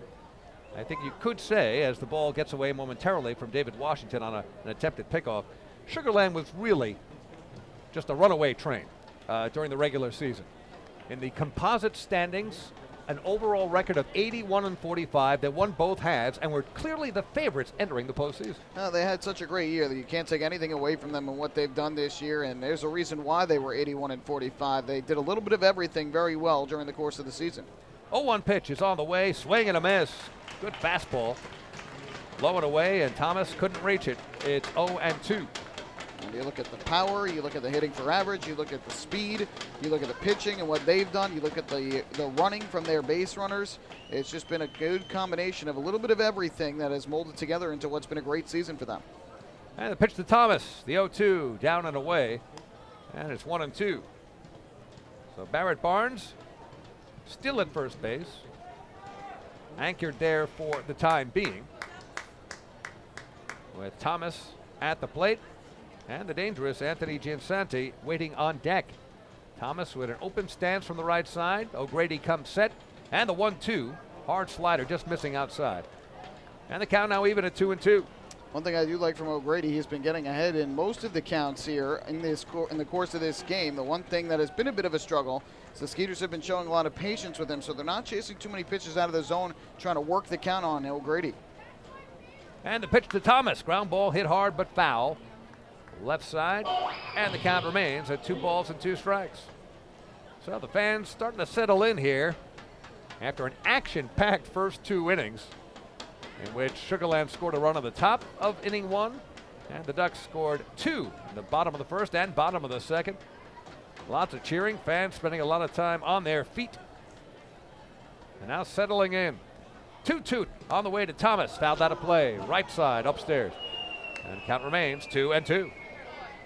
Thomas, who was a late season acquisition for the Skeeters up until the bottom of the 8th inning last night, looked like he was going to end up getting a championship ring and championship series MVP honors with the series and the postseason that he's had. But of course, the Ducks rallied to win the game and prevent that from happening last night.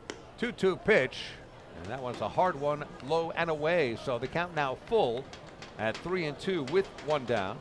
With the way Thomas has handled the bat, with Barnes' speed, even trailing by 3, full count, you would expect Barnes to be moving here. And there's a swing and a miss. O'Grady with a good pitch that was riding in on Tony Thomas. A big strikeout, 2 down. Excellent changeup there from Dennis O'Grady. He was in need of throwing a strike, but didn't want to throw a fastball to Thomas, who has been hitting fastballs well in this series. Took something off of it. Thomas was out in front. Saw that it looked like it was going to be a fastball, but O'Grady just took a little bit off of it, enabled him to swing through it. Big strikeout for O'Grady for out number 2. And again, the very dangerous Anthony Giansanti is at the plate, who is 13 for 35 in the postseason with his base hit back in the first inning. And he takes a strike. Another good pitch from Dennis O'Grady. Giansanti singled in the first inning, stole a base on the back end of a double steal. Front end was caught stealing, and would score on a double for Matt Chavez, who's waiting on deck. So Giansanti with the lone run scored thus far by Sugar Land. Leading is Barrett Barnes. The pitch to Giansanti is outside. 1 ball and 1 strike. You know that O'Grady wants to shut down Sugar Land here. The Ducks have jumped out to an early 3-run lead. You don't want to give any of that momentum back. O'Grady comes set. Barnes with a pretty good lead. He stays put, and there's a line drive center field. Racing in Fields, dives, he's got it! Daniel Fields has done it again! How many runs has he saved game after game?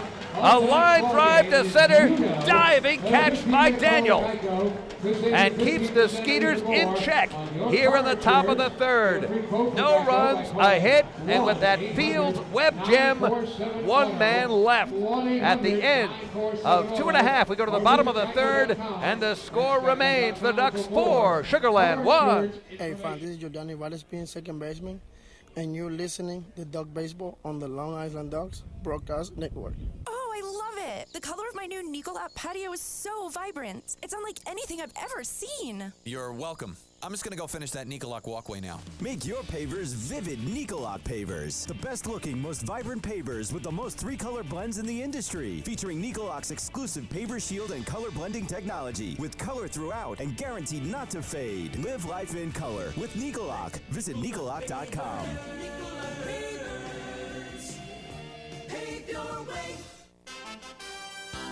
Have your birthday at the ballpark this season and celebrate with the flock.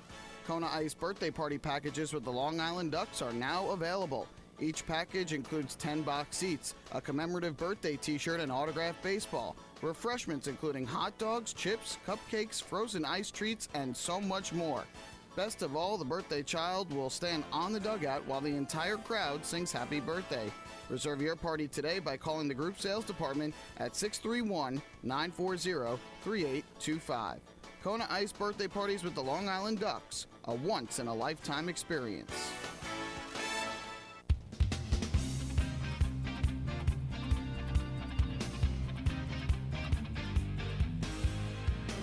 Well, after the Ducks have seen Anthony Ginsanti rob him of some hits down in Sugarland with great defensive play in center, Daniel Fields robs him to end the top of the third inning with a spectacular diving catch, and that out was the 15th out of tonight's ballgame.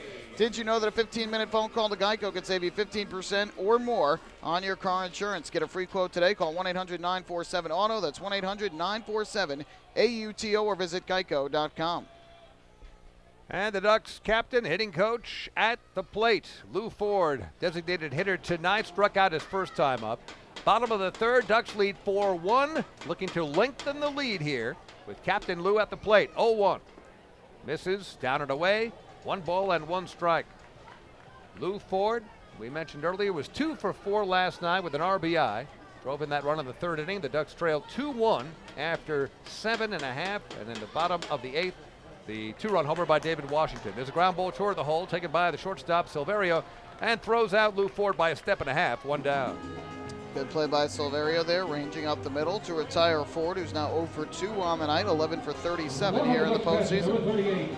Ramon Cabrera. Here comes Mr. Clutch, Ramon Cabrera. That's something unusual. You take a look at the score sheet. And here in the bottom of the third, that was the first ground out by the Ducks tonight. They've had some strikeouts, flyouts, been wild pitches galore. Of course, they've had hits, a walk, and that was their first ground out. Ramon Cabrera at the plate, takes outside, 1-0. Ramon struck out his first time up. Bottom of the third, Game 4, Atlantic League Championship Series. Ducks trail the series 2-1 in the best of 5, which means there's no room for error, no room for a loss. Otherwise, season's over. But off to a great start tonight after falling behind immediately 1-0 top of the first. 2 in the bottom of the first, 2 more in the bottom of the second. 2-run double from Valdespin, making a 2-1 game, a 4-1 game. That's where we are now. Cabrera out in front, 3 balls and no strikes. 1 walk issued thus far by Dallas Beeler. That was in that rough first inning in which he also tossed 3 wild pitches. 3-0 pitch on the way, catches the outside corner, 3-1. Beeler's going to need some quick innings here. He has already thrown 54 pitches in this game over 2 1/3 innings. That's good news for the Ducks. Try to get into Sugarland's bullpen as quickly as possible. 3-1 pitch on the way, a big hack of an uppercut swing from Cabrera, missed on it. And the count now full. So again, if the Ducks get into the bullpen, you have to wonder how Pete Incaviglia wants to play it. You don't want to burn out too many relievers in that you might be thinking, if you're Incaviglia, ahead to a Game 5. Count full. Beeler comes set, kicks and deals to Ramon, who reaches out and flares it down the left field line toward the patio section. It lands there, bounces back on the field. Count remains full.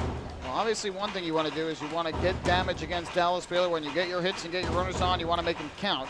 And one aspect you want to do that, and another aspect, Sugarland's got a very good bullpen. I know they lost the game last night with Dan Runzler's 2-out double and home run allowed in the 8th inning, but those have been few and far between for this Skeeters bullpen this year. Payoff pitch on the way to Cabrera, and that's off the end of the bat. Right center field, racing over is Tony Thomas. He can't get it, neither can Giansanti. Ramon Cabrera I wouldn't call it a bloop base hit, but it wasn't exactly hit that hard off the end of the bat. Hit perfectly, though, and Cabrera is on with one down. That certainly wasn't a rocket, but certainly driven to the outfield, and he splits the outfielders right in between the right fielder, Thomas, the center fielder, Ginsanti. Hits now in 10 consecutive games for Cabrera going back to the regular season. In his last 9 coming into tonight, hitting .421 in that span. 16 hits and 38 at-bats coming in, and now 1 for 2 on the night.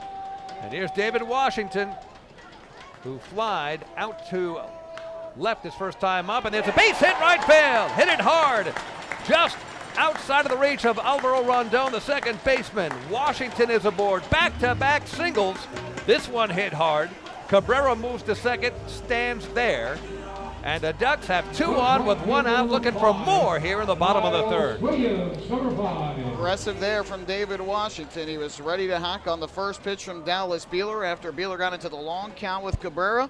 Was ready for it and just got it out of the reach of Rondon. Another base hit for Washington after picking up his first hit of the playoffs in the 8th of the championship series last night. Miles Williams at the plate, and he takes down. For a ball that's 1-0, Miles struck out his first time up.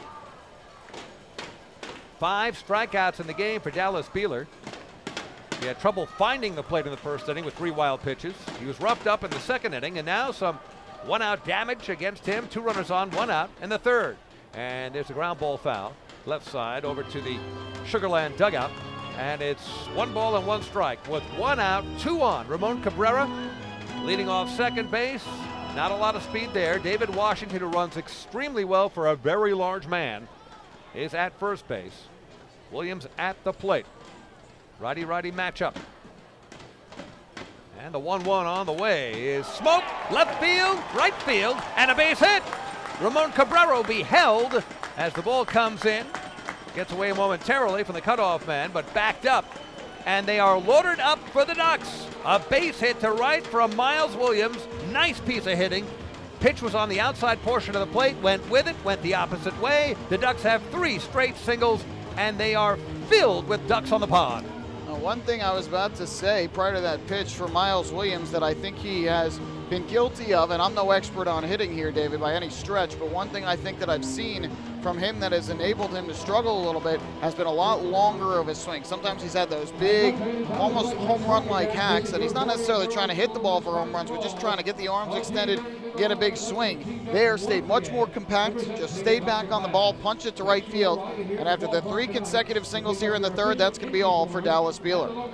So Dallas Beeler exits and only goes 2 1/3 innings. So the vaunted Sugarland bullpen will be tested here with the bases loaded, only 1 out, a reliever coming in. The Ducks looking to add to a 3-run lead. We continue the bottom of the third from Bethpage Ballpark after this. Hey fans, this is manager Kevin Baez, and you're listening to Ducks Baseball on Long Island Ducks Broadcast Network. We asked people across Long Island, what does energy efficiency mean to you? Energy efficiency? It means finding ways to save a few dollars on my electric bill each month. PSEG Long Island is introducing smart technologies that let you control just how much energy you use. To me, it really is important to keep Long Island green so future generations can enjoy our island's beauty. And we're partnering on renewable sources that will keep Long Island sustainable for generations. Discover all of our energy efficiency programs at psegLINY.com/efficiency. Take your group out to the ball game this season and enjoy all the fun of Ducks baseball at discounted prices with the picnic area, luxury suites, the Smokin' party deck, and so much more. Bringing your group to the game will be an unforgettable experience. The Ducks even offer opportunities to sing the national anthem, serve as the Ridgewood Savings Bank color guard, be the Niccola Dream Team, put on a pregame performance, or shag fly balls during Ducks batting practice. To book your outing today, call 631-940-3825 and ask for the group sales department. Long Island Ducks Baseball. Good times every time.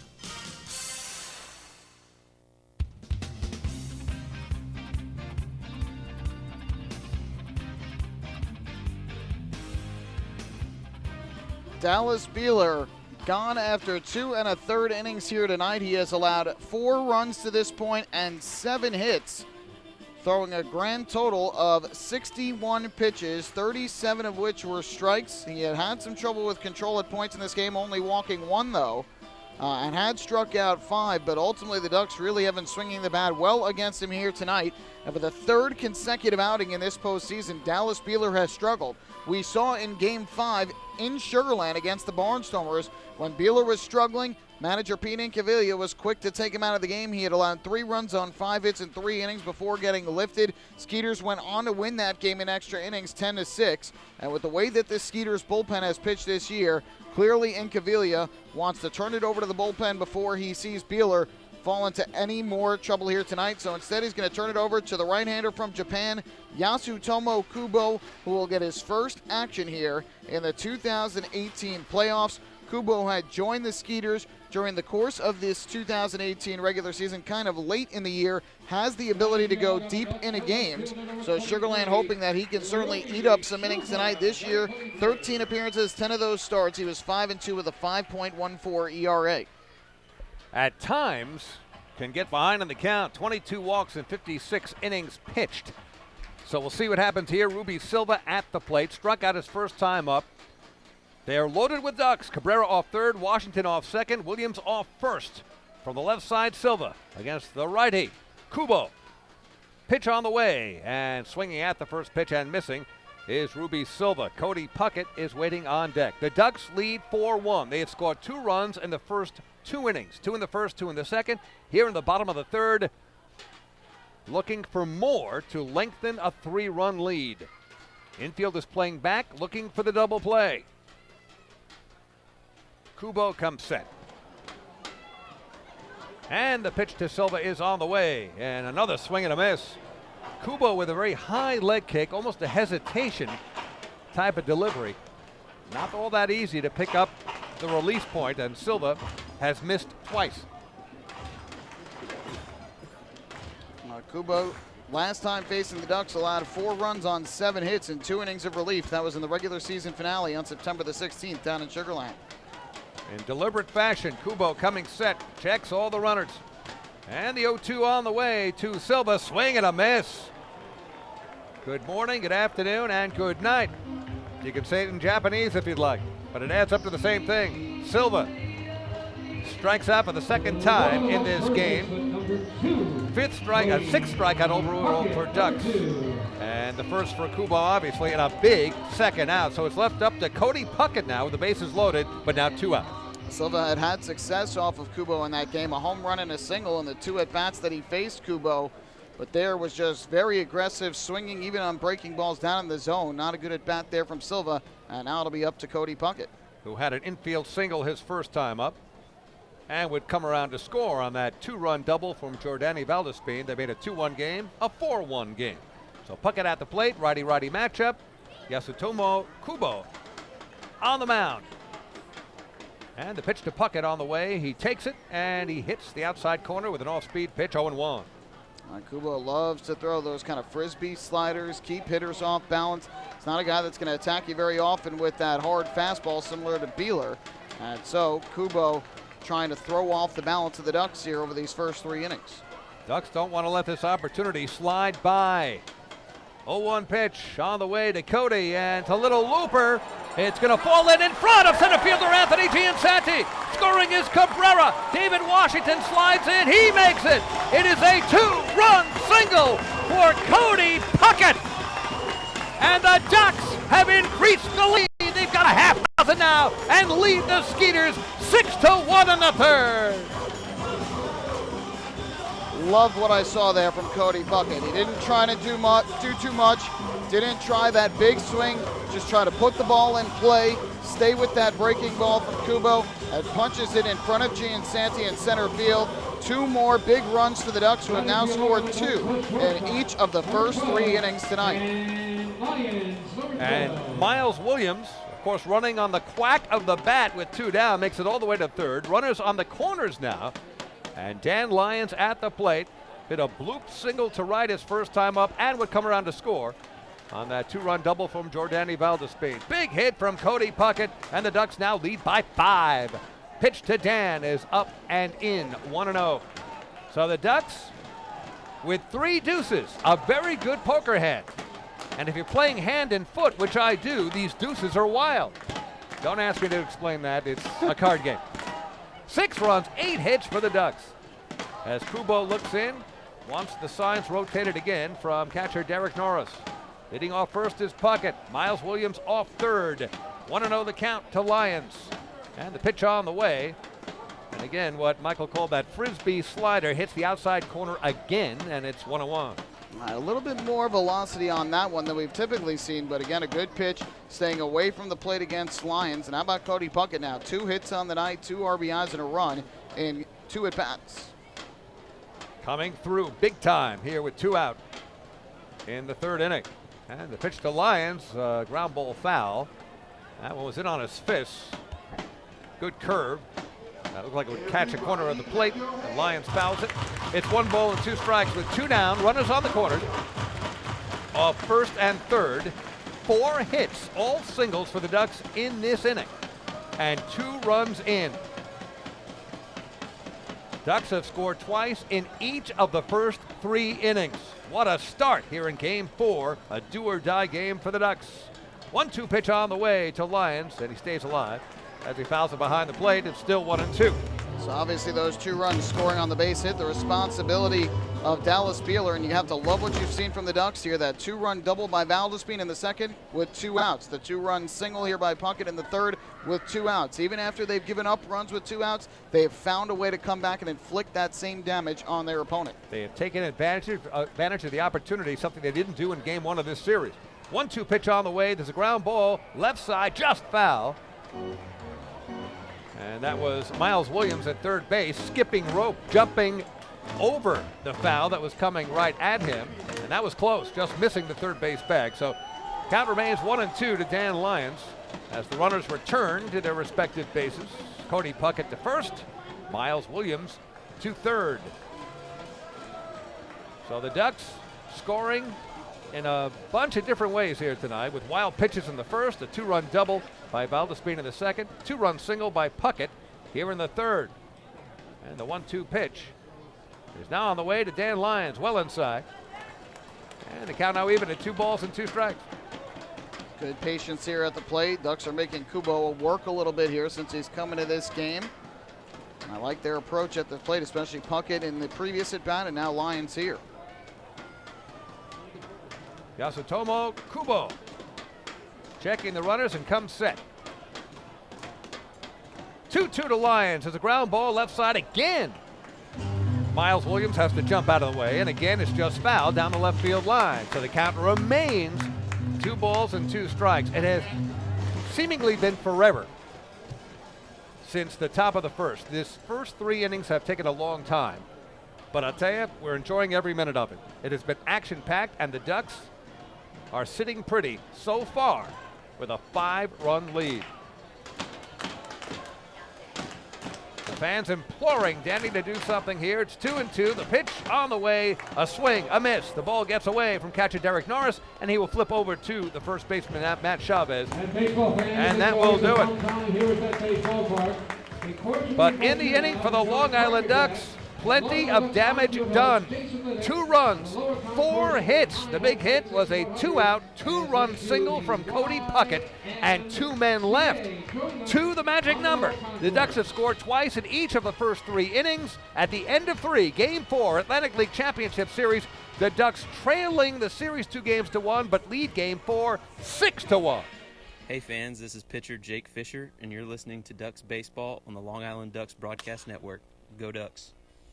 This season, build new memories. Beautiful evening for baseball.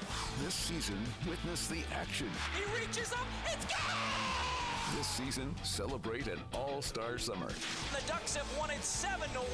Gather your friends and family for an entertainment experience like no other. The Ducks 2018 schedule is full of new promotions, and with free parking and tickets starting at just $12, there's no better value on Long Island. Get tickets to an all-star summer at liducks.com. Baseball fans, the Long Island Ducks mobile app has officially arrived. Powered by Clear Vision Apps, it's your one-stop shop for all things Ducks baseball. Buy tickets straight from your mobile device. Receive game status updates with push notifications. Check out up-to-the-minute news and scores and interact with the Ducks on social media. Best of all, it's free.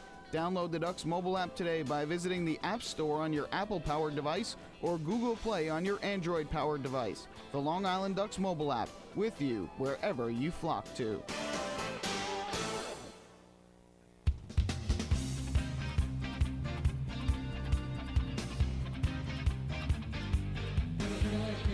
Back at Bethpage Ballpark, David Weiss, Michael Pollock. We go to the top of the fourth, Game 4 of the Atlantic League Championship Series. The Ducks trailing 2-1 in this best of 5. They need to win tonight, and they are in very good shape, but it's still a long way to go. We have finished 3 innings.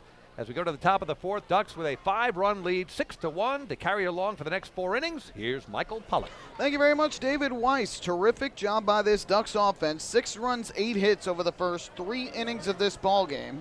O'Grady back to the mound in the first pitch of the 4th inning. Foul backing out of play by Matt Chavez for strike 1. So the Ducks, knowing with Dennis O'Grady on the mound, they wanted to give him the early run support, much like they were able to do early on in Game 5 of the first round here in the postseason. And also wanted to get to Dallas Beeler, who has been struggling in the postseason. And for the 3rd time this playoffs, he struggles again. Fouled off down the third baseline, and the count goes to 0-2 on Chavez, who had an RBI double to right field his first time up back in the opening inning. As for Dallas Beeler, he finishes the night with 6 runs allowed over 2 1/3 innings. 7 hits conceded. He walked 1 batter, struck out 5, had the 3 wild pitches all in the first inning. And again, throws 61 pitches, 37 for strikes. 2nd start in a row that is cut short due to early ineffectiveness. So Grady ahead 0-2 here on Chavez. Cody Puckett playing right along the line at 3rd. Valdez being shaded up the middle at 2nd. The 0-2. Fastball on the outside corner, strike 3 call. Good pitch from O'Grady as he freezes Chavez, paints the outside corner for his 4th strikeout of the night. New York Sports Day is one of the largest independent New York sports news sources out there for coverage of the Ducks, Mets, Yankees, major and minor league baseball, football, basketball, hockey, soccer, and more. Visit nysportsday.com. New York Sports Day, your independent Gotham sports news source. So 1 down, the base is empty. Here's the 5-hitter and shortstop Juan Silverio to the plate as he bats from the right side. O'Grady set at the belt. First pitch, breaking ball is on the outside corner for strike 1. O'Grady had some troubles in the first inning, a walk and 2 hits. Since that point, he has allowed only 1 batter to reach, and that was Barrett Barnes on the infield single up the middle to 2nd in the 3rd. Certainly seems to have settled down a bit after those early struggles. The 0-1. On the inside corner this time, a strike. Silverio doesn't like the call, and now getting frustrated with home plate umpire Tom Gandolfo. You could tell that O'Grady is in a rhythm. He's pitching quickly. As many relievers converted to starters do, he pitches from the stretch, never takes a full windup, but he looks in total command at the moment. Here comes the 0-2. Just off the outside corner this time for ball 1. You can ask any pitcher, they'll tell you. They love pitching when they have the lead. They feel a little bit more comfortable when they're on the mound. They can challenge a little bit more. They don't feel they have to nitpick. Obviously a long way to go in this one, but O'Grady getting tremendous support from his offense tonight. 1-2. On the ground, over the middle of the infield. Valdespin will field behind 2nd. The off-balance throw to 1st, not in time. And Juan Silverio beats it out for an infield single. Yeah, Silverio with good enough speed to beat that throw, as Valdespin did not do the Derek Jeter jump and throw. He just kind of threw as he was going to his right against his body and got the throw there, but just didn't get a whole lot on it. So Silverio with an infield single with 1 down. Now you give Valdespin credit for just getting to that ball to even potentially have a play, but I think once you saw that go over the mound, especially with Silverio running, very unlikely they were going to get the out. So 1 on, 1 out. That'll bring up Derek Norris, the catcher and 6th hitter, to the plate. He bats from the right side.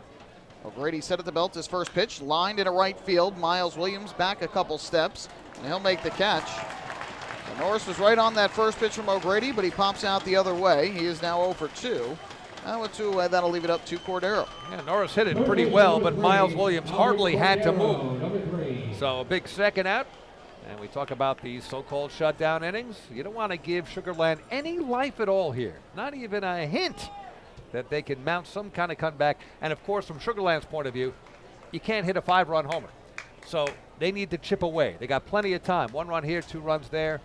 Just a little bit at a time, and it's up to the Ducks to keep them down. Well, the key for Sugarland is they need base runners. They got 1 in the 3rd with 1 out, nothing further. 1 here in the 4th with 1 out.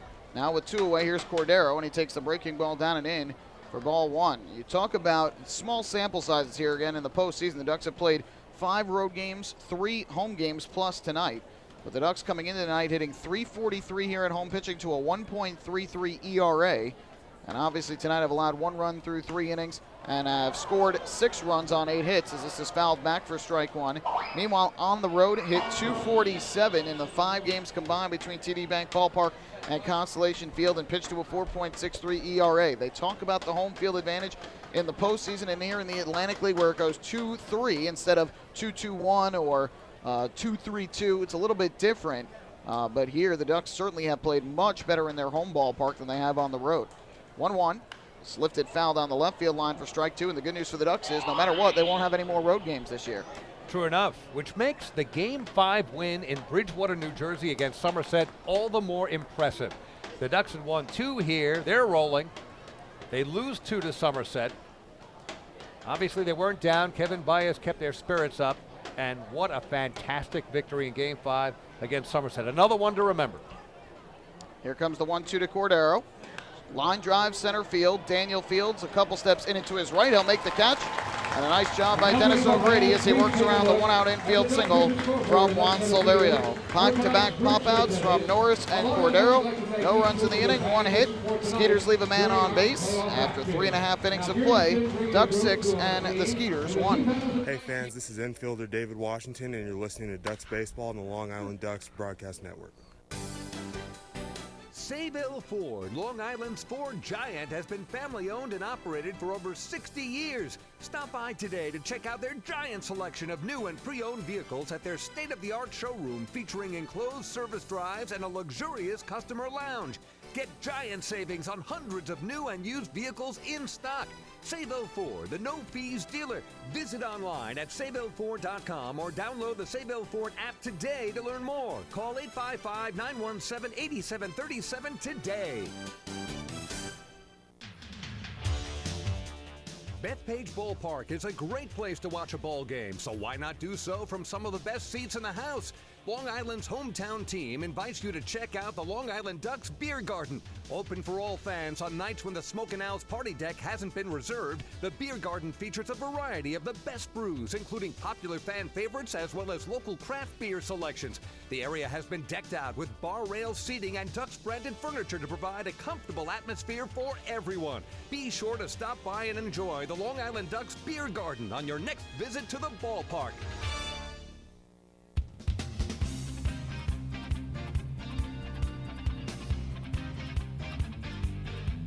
Back at Bethpage Ballpark, David Weiss, Michael Pollock. We go to the bottom of the 4th inning. Game 4, Atlantic League Championship Series. The Ducks trailing in the series in this best-of-5, 2-1.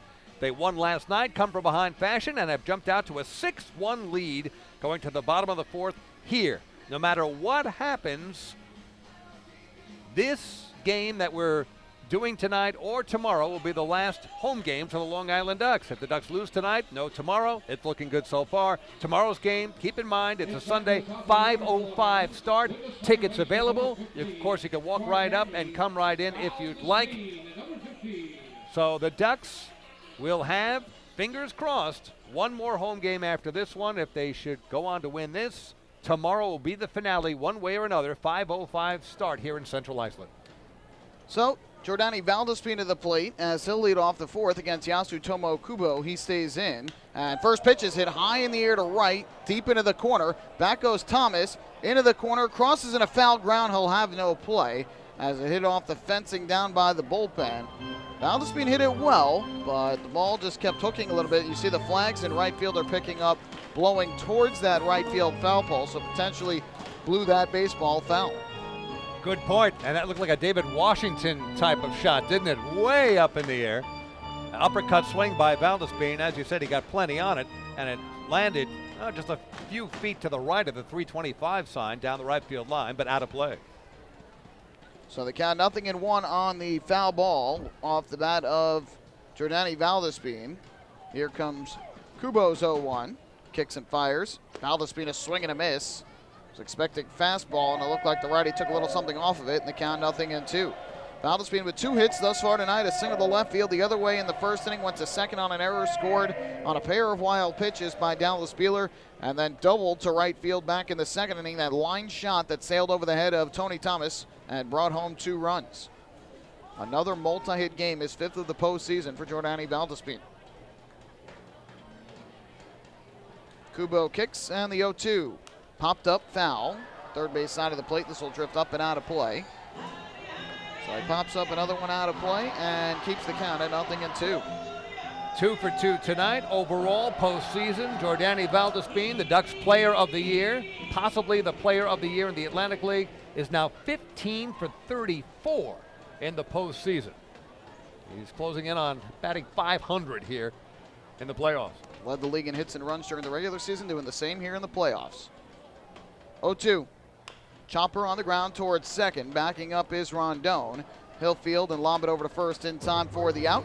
So Valdespin retired for the first time tonight, and there's one away here in inning number 4. That'll bring Daniel Fields up to the plate for the Long Island Ducks. They'll bat from the left side. Thus far in this game, every Duck has reached base with the exception of Silva and Ford, who are both 0 for 2. Fields, the only other Duck that has been on but does not have a hit. Drew a walk and scored in the first, struck out swinging to end the second. First pitch from Kubo, and Fields way out in front of the breaking ball, swings and misses for strike 1. Again, the key here, I think, in the mind of manager Pete Incaviglia to bring in Kubo, to try and keep the Ducks off balance with that slow breaking ball that he's got, but also the fact that Kubo can eat innings after Beeler goes just 2 1/3. 0-1. Line drive towards the middle, and that's into center field, a base hit. So Daniel Fields joins the hit party, the 9th hit of the night for the Long Island Ducks. And Fields is aboard with a 1-out single. This almost goes without saying, which gives me an opportunity to say it anyway. You've heard it before. In this league, especially in the playoffs, especially against Sugarland, no lead is safe. We've got a 5-run lead right now. The Ducks would love to pad it and just try to put this thing away. And they've got the right man at the plate. Ultimately, as we saw in round 1 against Somerset, when the Ducks got the early offense going, they kept their foot on the gas pedal throughout the course of the ball game. But in game 1, 9-2, game 2, 11-1. Throw over to first and back safely there is Fields. So you know Kevin Byers' message to his team in between innings is, hey, let's keep our foot on the gas pedal here. Let's keep attacking and keep putting the pressure on this Skeeters team. So here is Ford to the plate with 1 on and 1 out. Fields takes his lead off first. Kubo kicks and fires. Ford takes a big breaking ball over the outside corner. That slider for a strike. 0-1. Ford has struck out swinging and grounded to short. And his 2 at-bats, he is 0 for 2 on the night, now 11 for 37 in the postseason for the Long Island Ducks. From the stretch, it'll be an 0-1. Ford a line drive over the leaping try of Rondon into right center field. Fields will round second, he'll head a third. Thomas fires it back in. Back-to-back singles by Fields and Ford. And the Ducks with runners at the corners and only 1 out. Well, you learn from the best. If you're a Long Island Duck, you have a hitting coach named Lou Ford, who also happens to be one of the best hitters, not only for the Ducks, but in the Atlantic League. With all that Major League experience, that was a great piece of hitting, right out of the textbook. Go the other way, hit it hard, over the second baseman's head. Daniel Fields with great speed makes it to third. They're on the corners with 1 down. The Ducks looking for more, maybe even another deuce. Remember, you've got a great poker hand of 3 deuces so far up on the board. 2 runs in each of the first 3 innings, and the Ducks threatening again. 4th hit of the series for Lou Ford after Fields picked up his 4th hit of the series. Here's Cabrera, 1 for 2 on the night, having a fantastic postseason. Kubo's first pitch, Cabrera swing and a miss for strike 1. Big hack there from Cabrera, who punched a single into right field back in the 3rd to begin that 2-run rally. First at bat of the night had struck out looking back in the opening inning. One thing you got to love about Cabrera is that he does change his mindset at the plate. He will take bigger rips earlier in the count. With 2 strikes, he will just try to make contact, hit it hard somewhere. Waves the bat above his head. 0-1 pitch on the way. Swings and lifts this one in the air to shallow left. Long run in for Barrett Barnes, still coming on, and he'll make the catch. Fields tags just to draw the throw, which comes into the third baseman Cordero. So Cabrera unable to get the job done to bring in the runner from third with less than 2 outs as he pops out to left. 1 for 3 now on the night with 2 outs. That'll leave it up to David Washington. Cabrera had the right idea going the other way, just didn't get enough on it. A little too much air under it. And not only was it hit shallow, but Barrett Barnes had his momentum coming toward home plate, which would have helped any throw. So no chance for Daniel Fields there, just trying to get a throw by faking a dash toward home. So it's up to David Washington, as it has been before. So let's see if the Ducks have a little more 2-out magic in their pockets. Not easy to time and hit that frisbee slider and really get a lot behind it. Cabrera pops out, 2 away. Here is Washington to the plate. Kubo ready, first pitch. Washington takes, that misses low and outside. 1-0 on David Washington, who singled to right his last time up, back at inning number 3, just out of the reach of the second baseman Rondon, who's now shifted over a bit more to his left, playing very close to the hole on the right side of the infield, so a lot of real estate up the middle and towards right center. 1-0.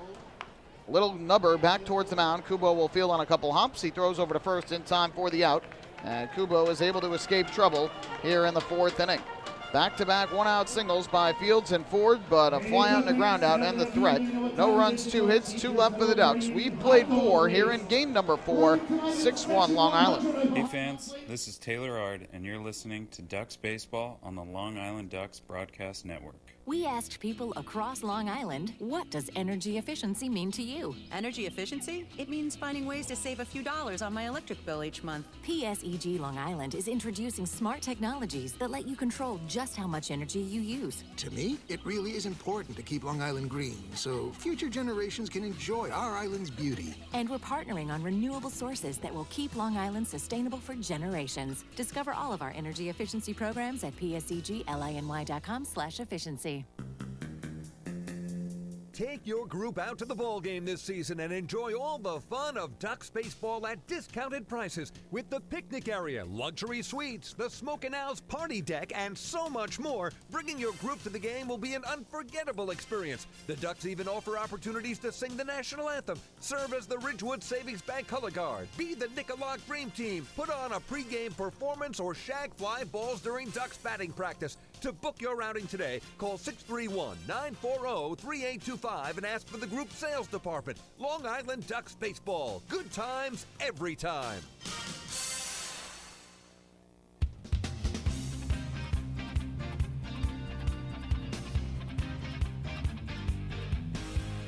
At Bethpage Ballpark, the Ducks lead the Sugarland Skeeters at the end of 4, 6-1, a healthy 5-run lead.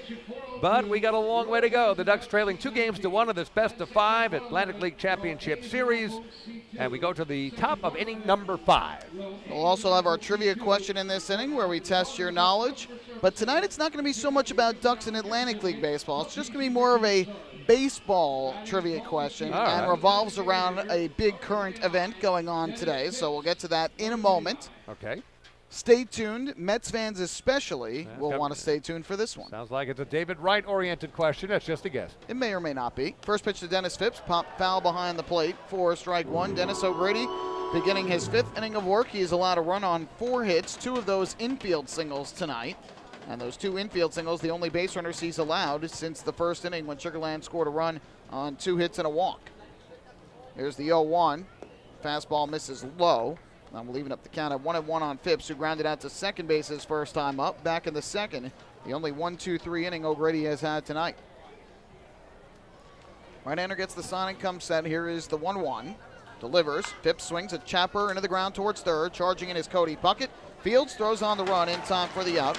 1 away. The sure-handed Cody Puckett. By the way, we just had a cameo here in the booth. Our fellow broadcaster, the Kinger, Chris King. Not only one of the voices of the Long Island Ducks, but the voice of the New York Islanders, and has been for many years. I didn't recognize him at first. He leans in, puts his hand on both of our backs.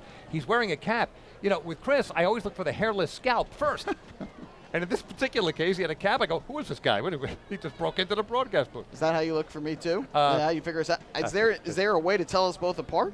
He's got the height on me, that's for sure. Alvaro Rondon drops the first pitch into the ground foul for strike 1. Well, tonight, of course, is what is scheduled to be the final game of David Wright's professional career, the longtime Met, who of course has had to battle several injuries in recent seasons, but making a comeback with the Mets late in the year and playing his final game tonight at Citi Field for the New York Mets. 0-1 is lifted high in the air to left, drifting in a couple steps and towards the line. Ruby Silva, he'll make the catch. Pop out from Rondon, who's now 0 for 2 away. So our question to you, who are the only 2 players, minimum of 10 seasons in the major leagues, to have played their entire career, start to finish, with the New York Mets outside of David Wright? Only 2 others. Only 2 others. From what I am told, I had a diehard Mets fan who is attending the game tonight pass that trivia question to me, and so I figured I'd pass it along to those listening here tonight. That's an excellent question because I've been both a Yankee and Met fan during most of my life. So I got to give that some thought. Wow, good question. I think you would know one. The other would be very tough for anybody to get. First pitch is a strike, 0-1 on Barrett Barnes, who tonight has been on base twice. He drew a walk in the first inning, but got caught stealing third base, and then reached on an infield single with 1 out in the third. O'Grady's 0-1, lifted in the air foul first base side, and O'Grady keeps throwing strike after strike here. 0-2 the count. Ducks right-hander tonight, 70 pitches thus far, 46 of them for strikes. All right, one of them I do have, and I'm sure of it, is the second one. Because when you think of the great New York Mets, because of the Mets being dysfunctional, they always lose their best guys. Doc Gooden, Darryl Strawberry, Mike Piazza, even Tom Seaver, obviously, that led to Grant's tomb. You got all these problems. When the Mets have had great ones, they've never been able to hang on to them. And the divorce is always bitter, because that's the Mets. But coming up with these 2, I've got one, but we'll get to it. All right. Good question. We'll see. Here comes the 1-2. Slider misses outside, and that will even up the count at 2-2. I am just told that at Citi Field tonight, along with all the hoopla going on, they just had David Wright and Jose Reyes on the kiss cam. They deserve it. 2 longtime teammates who played, I believe, nearly 800 games together in the Mets uniform. Fouled off here to the first base side. Cabrera, Washington both giving it a look near the Ducks dugout. This will land about 5 rows back into the crowd. So Barrett Barnes continuing to do what he does best, and that is battle. Barnes didn't necessarily have the high average this year, hit 246 for the Skeeters, but he's now got a total of 8 hits in 26 at-bats here in the playoffs. He had the 2-homer game in that 10-0 victory for the Skeeters in Game 2, had just 2 hits prior to that game in the entire postseason for Sugar Land, and ended up collecting 3 hits in that game, including the pair of solo home runs. And in this day and age, you can forget about the average. Look more for that on-base percentage with those 80 walks and his speed. That's a great combination. For sure. 2-2 here. Again, another foul ball. This one deep down the right field line and out of play. So we'll do it once again with the count even at 2 balls and 2 strikes. You look at Barrett Barnes this year, a .393 on-base percentage despite that batting average. You said it perfectly, David. Yep. Just really finds his way aboard, and that's a big reason, I think, why Pete Incaviglia put him back into the leadoff spot tonight after he was sitting towards the bottom of the order for most of this series. Any on-base percentage anywhere near 40%, which would be 400, is excellent, and that's why you put him right back on the top. And he's been on base twice thus far, but aside from him, only 3 other Skeeters have been on base. Cinsanti, Chavez, and Silverio, each with a hit. 2-2. O'Grady kicks and fires. Barnes takes the curveball. That misses down and in. And he has worked the count from 0-2 to 3-2. Next pitch will be the 8th of this at-bat as Dennis O'Grady trying to retire the side in order for just the 2nd time tonight. Here's the payoff pitch, and Barnes takes downstairs, ball 4. You can see the frustrated reaction from O'Grady, who pounded his fist into his glove, was frustrated to lose him there. You get ahead 0-2. The last thing you want to do is put a runner on base, but Barnes draws his 2nd walk of the night. So Barnes, who led off with a walk back in the first, and would eventually get thrown out trying to steal third base on the front end of a double steal. But when he's aboard, he usually doesn't stay put. However, trailing by 5, we'll see what skipper Incaviglia wants to do. First pitch here to Tony Thomas. He swings and rips one hard on the ground, fouled on the third base line for strike 1. And obviously, with the guys you have behind Barnes, Thomas, Cinsanti, Chavez, with the postseasons they are having, you do not want to get into a situation where they're coming up with runners on base, especially when you have a lead. So Barnes the runner at first with 2 outs. Washington holding him on. Here comes the 0-1. Thomas a swing and a shot to third, gobbled up by Cody Puckett. Sets and throws across the diamond, right on the money. A nice job by O'Grady once again. Allows the 2-out walk, but works right around it, getting the dangerous Thomas to ground out to third. So no runs in the inning, no hits either, a walk and a runner left. Halfway through here in Game 4 of the Atlantic League Championship Series, it is the Long Island Ducks 6 and the Sugarland Skeeters 1. Hey fans, this is outfielder Daniel Fields, and you're listening to Ducks Baseball on the Long Island Ducks Broadcast Network. Hey Ducks fans, the official hotel of the Long Island Ducks is the Radisson Hotel Hauppauge, Long Island. It's centrally located on the north shore of Long Island and offers a home away from home for both business and leisure guests. The Radisson Hotel Hauppauge, Long Island features an indoor pool, 24-hour business center, a fitness center, and complimentary Wi-Fi in all guest rooms. Enjoy the contemporary American cuisine at the Fountain Grill restaurant or grab a quick bite to eat at Cafe Pronto. And best of all, it's only minutes away from Bethpage Ballpark. The Radisson Hotel Hauppauge, Long Island, the official hotel of the Long Island Ducks. Call 631-231-1100 today. That's 631-231-1100. Hey Ducks fans, stay up to date with Long Island's hometown team by visiting Quack of the Bat, the official blog of the Long Island Ducks. Quack of the Bat will bring Ducks fans beyond the headlines with in-depth feature articles, breaking news stories, game previews, and so much more. Interact with the team during the entire season through quotes directly from the players and coaches, as well as exclusive video clips and photos. Check out the blog today at quackofthebat.wordpress.com. Quack of the Bat, the official blog of the Long Island Ducks.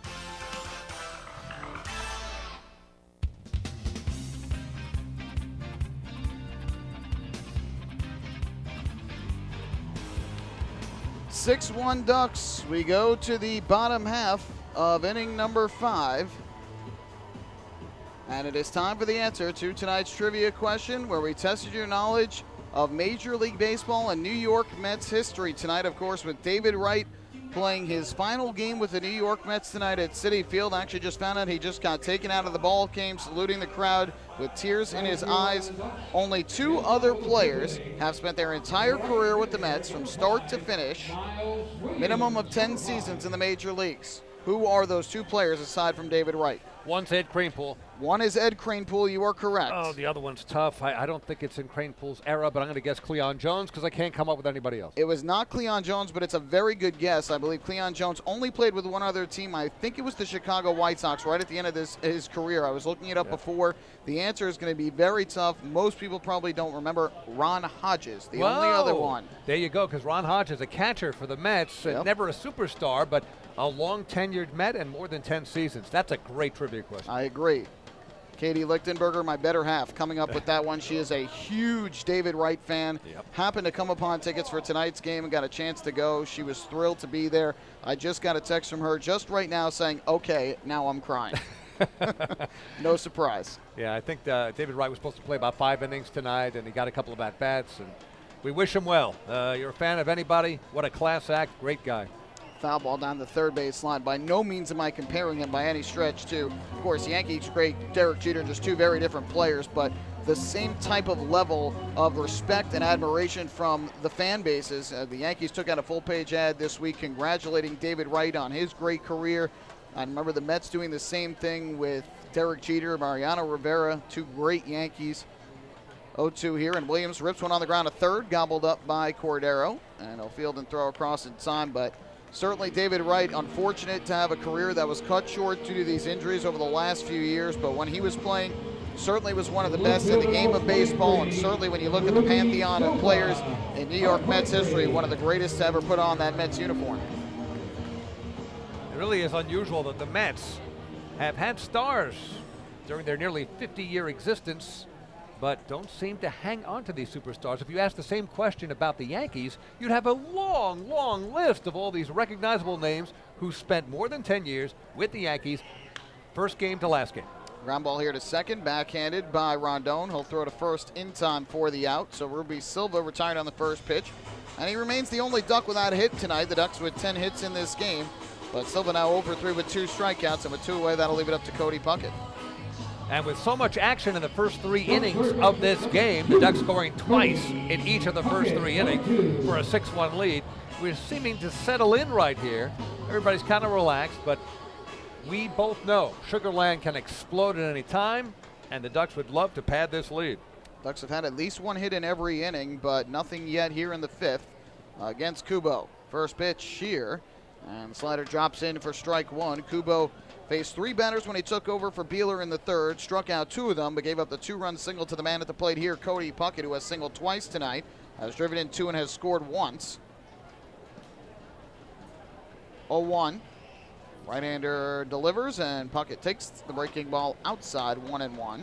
There's no way to overstate how big that 2-out bloop single to center was for Cody Puckett. Had a couple of strikes on him. He was protecting the plate. It's a big difference, leading 4-1 or 6-1. Those 2 runs loom so large. Here comes the 1-1.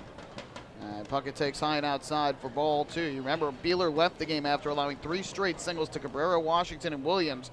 So the Ducks had the bases loaded with 1 out. If Kubo was able to get out of that jam and keep it a 3-run lead, has a very different feel to it than it is now here with a 5-run lead.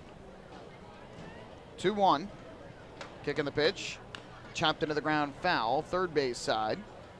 And that'll even the count up at 2-2. But as you mentioned, David, certainly still plenty of time left in this game. We know what Sugar Land can do with the bat. So obviously the Ducks are going to need Dennis O'Grady and then eventually the bullpen to do what the pitching staff has done thus far in this game and what they did yesterday after that tremendous start from Lorenzo Barcel, which kind of goes unnoticed a little bit behind the Washington late game home run. That's a good point. 2-2.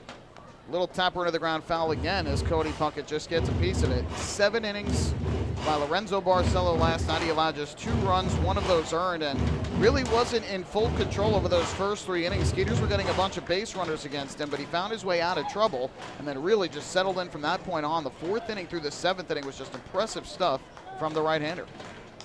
Yep, just 1 earned run given up in those 7 innings. Here comes the 2-2. Once again from Kubo to Puckett. The pitch. Fastball this time. It misses up and inside. And Cody Puckett, who fell behind initially, has now worked the count full at 3-2. If he can reach, Dan Lyons waits in the on-deck circle. Ducks out hitting the Skeeters 10-4. Payoff pitch coming from the Japanese-born right-hander. Delivers, and Puckett will swing and bloop one first base side of the mound, and it's going to fall in!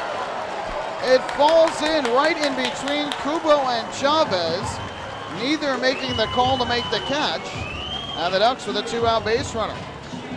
Fans love it. Sugar Land doesn't. Kubo went after it. I think it's a cardinal rule for any pitcher to get out of the way. You very rarely see a pitcher handle anything in the air around the mound.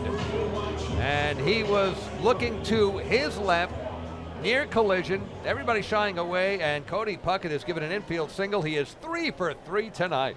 It's tough to give an error on either play because it was just kind of a miscommunication. Neither one making the call there was on the first base side of the mound. I don't think either Kubo or Chavez touched it, and it just kind of fell right in between them. Dan Lyons now, he takes a breaking ball on the outside corner for a strike, so Cody Puckett with his 3rd hit of the ball game. And it gives the Ducks some life here with 2 outs in the 5th inning. Their 11th hit of the night. If either one of them went full tilt toward it, they would have had it easily. But both kind of shied away, assuming the other was going to grab it. Here's the 0-1. Lyons takes the fastball up high to even the count at 1-1. You almost think Chavez has to take charge there again. As you were talking about, pitchers are not supposed to be fielding the baseball on balls in the air typically. Obviously, it's just natural reaction sometimes, but Chavez going after it, you don't want to hurt your pitcher either, but sometimes have to take charge to make sure you get the ball. 1-1. Popped up, foul, first base side. Chavez ranging over towards the stands, will run out of room. And the count now 1-2 on Lyons, who singled and scored back in the 2nd inning, but struck out swinging against Kubo to end the 3rd.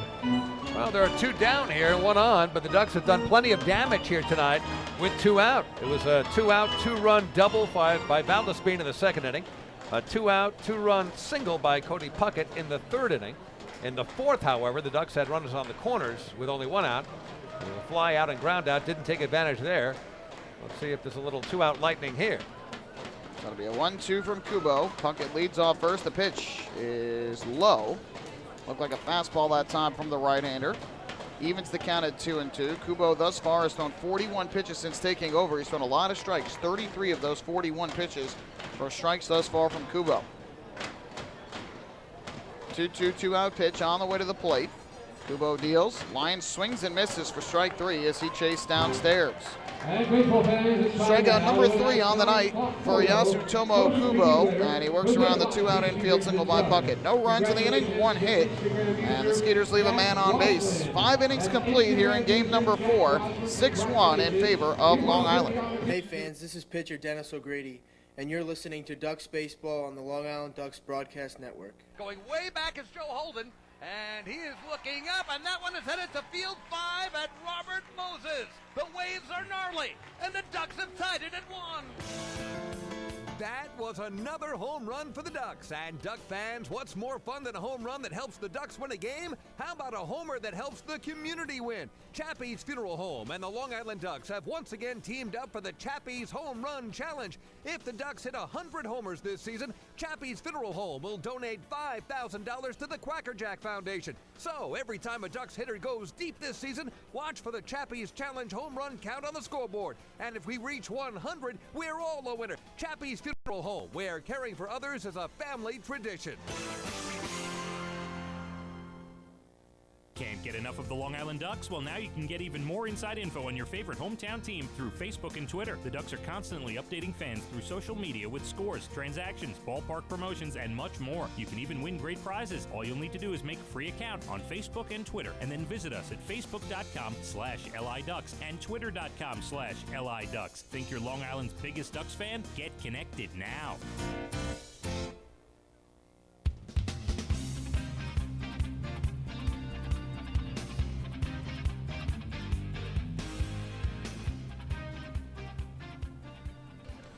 Michael Pollock, David Weiss here at Bethpage Ballpark at Central Islip, New York. The Ducks with a 6-1 lead over the Sugarland Skeeters, Game 4 of this Best-of-5 Atlantic League Championship Series. Dennis O'Grady, who has done very well thus far tonight, a run on a total of 4 hits, 2 of those infield hits, and 2 walks. Over the first 5 innings of this game, goes back to the mound for his 6th inning of work, and he'll have to navigate through the heart of the order for Sugarland here in the 6th. It'll be Anthony Ginsanti leading things off, followed by Matt Chavez and Juan Silverio. Obviously, both teams know what's on the table here tonight. O'Grady comes set at the belt in his first pitch. Ginsanti takes inside near the hands for ball 1. A Skeeter victory. They're the champions here in 2018. It would be the 2nd time that they've won in team history, both coming here in the last 3 years, and both would be on this field. If the Ducks win, it's a winner-take-all Game 5 tomorrow evening. There's a strike. Fastball belt high over the inside corner from O'Grady. That'll even up the count at 1 ball and 1 strike. Ginsanti tonight is 1 for 2. He singled to left field in the first inning, stole second, and then eventually scored. 1-1. It's on the ground to the left side. Dan Lyons backhanded in the hole. The long throw to first. He got him. Ducks have been playing spectacular defense here tonight, and another nice play by shortstop Dan Lyons. And Anthony Ginsanti was robbed of a base hit on a diving catch by Daniel Fields in the 3rd, robbed of another on a nice play by Dan Lyons. Always coming through when the chips are down. Dan Lyons has been clutch his entire career with the Ducks. At the plate, the bunt heard around the world, and of course in the field. One of the best shortstops you'll ever see. So 1 away. Here is Matt Chavez to the plate from the right side. First pitch. Chavez lifts one in the air to left center field. Daniel Fields drifting over to his right, has it lined up. He'll make the catch. Chavez now 1 for 3 on the night with an RBI double and a strikeout to go along with that pump out. So 2 away in the 6th inning as Dennis O'Grady records a pair of outs on a total of 4 pitches. How about that? Keeping that pitch count low. He did work that pitch count up a bit in that troublesome first inning where he gave up the only run that's on the board for Sugarland. Since that time, just a couple of singles, a walk, very few base runners. And he has kept the Skeeters in check. They're stingers, not stinging anything right now. Really, since the first time through the order, Skeeters have been fairly aggressive at the plate. 2nd and now 3rd time through, swinging very early in the count for the most part. Everybody except for Barrett Barnes. First pitch is a strike to Juan Silverio, who is 1 for 2. He grounded out to the catcher in the 1st and then reached on an infield single to second base in the 4th. O'Grady's 0-1. Breaking ball hit on the ground to short. Then Lyons is there. Field and throws to first as Silverio slams the bat in anger. A ground out to short. A 1-2-3 inning for Dennis O'Grady, who needs just 6 pitches to retire the Skeeters in order in inning number 6. Skeeters go down 1-2-3. We go to the bottom of the 6th. 6-1 Ducks. Hey fans, this is Carlos Pimentel, pitcher, and you're listening to Ducks Baseball on the Long Island Ducks Broadcast Network. Oh, I love it. The color of my new Niccola patio is so vibrant. It's unlike anything I've ever seen. You're welcome. I'm just going to go finish that Niccola walkway now. Make your pavers vivid Niccola pavers. The best looking, most vibrant pavers with the most 3-color blends in the industry. Featuring Niccolac's exclusive paver shield and color blending technology. With color throughout and guaranteed not to fade. Live life in color with Niccola. Visit Niccola.com.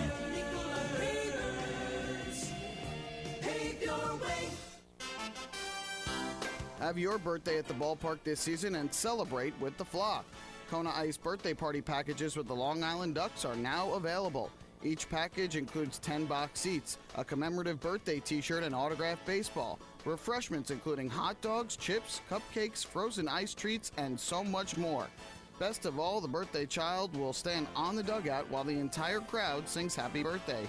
Reserve your party today by calling the group sales department at 631-940-3825. Kona Ice birthday parties with the Long Island Ducks, a once-in-a-lifetime experience.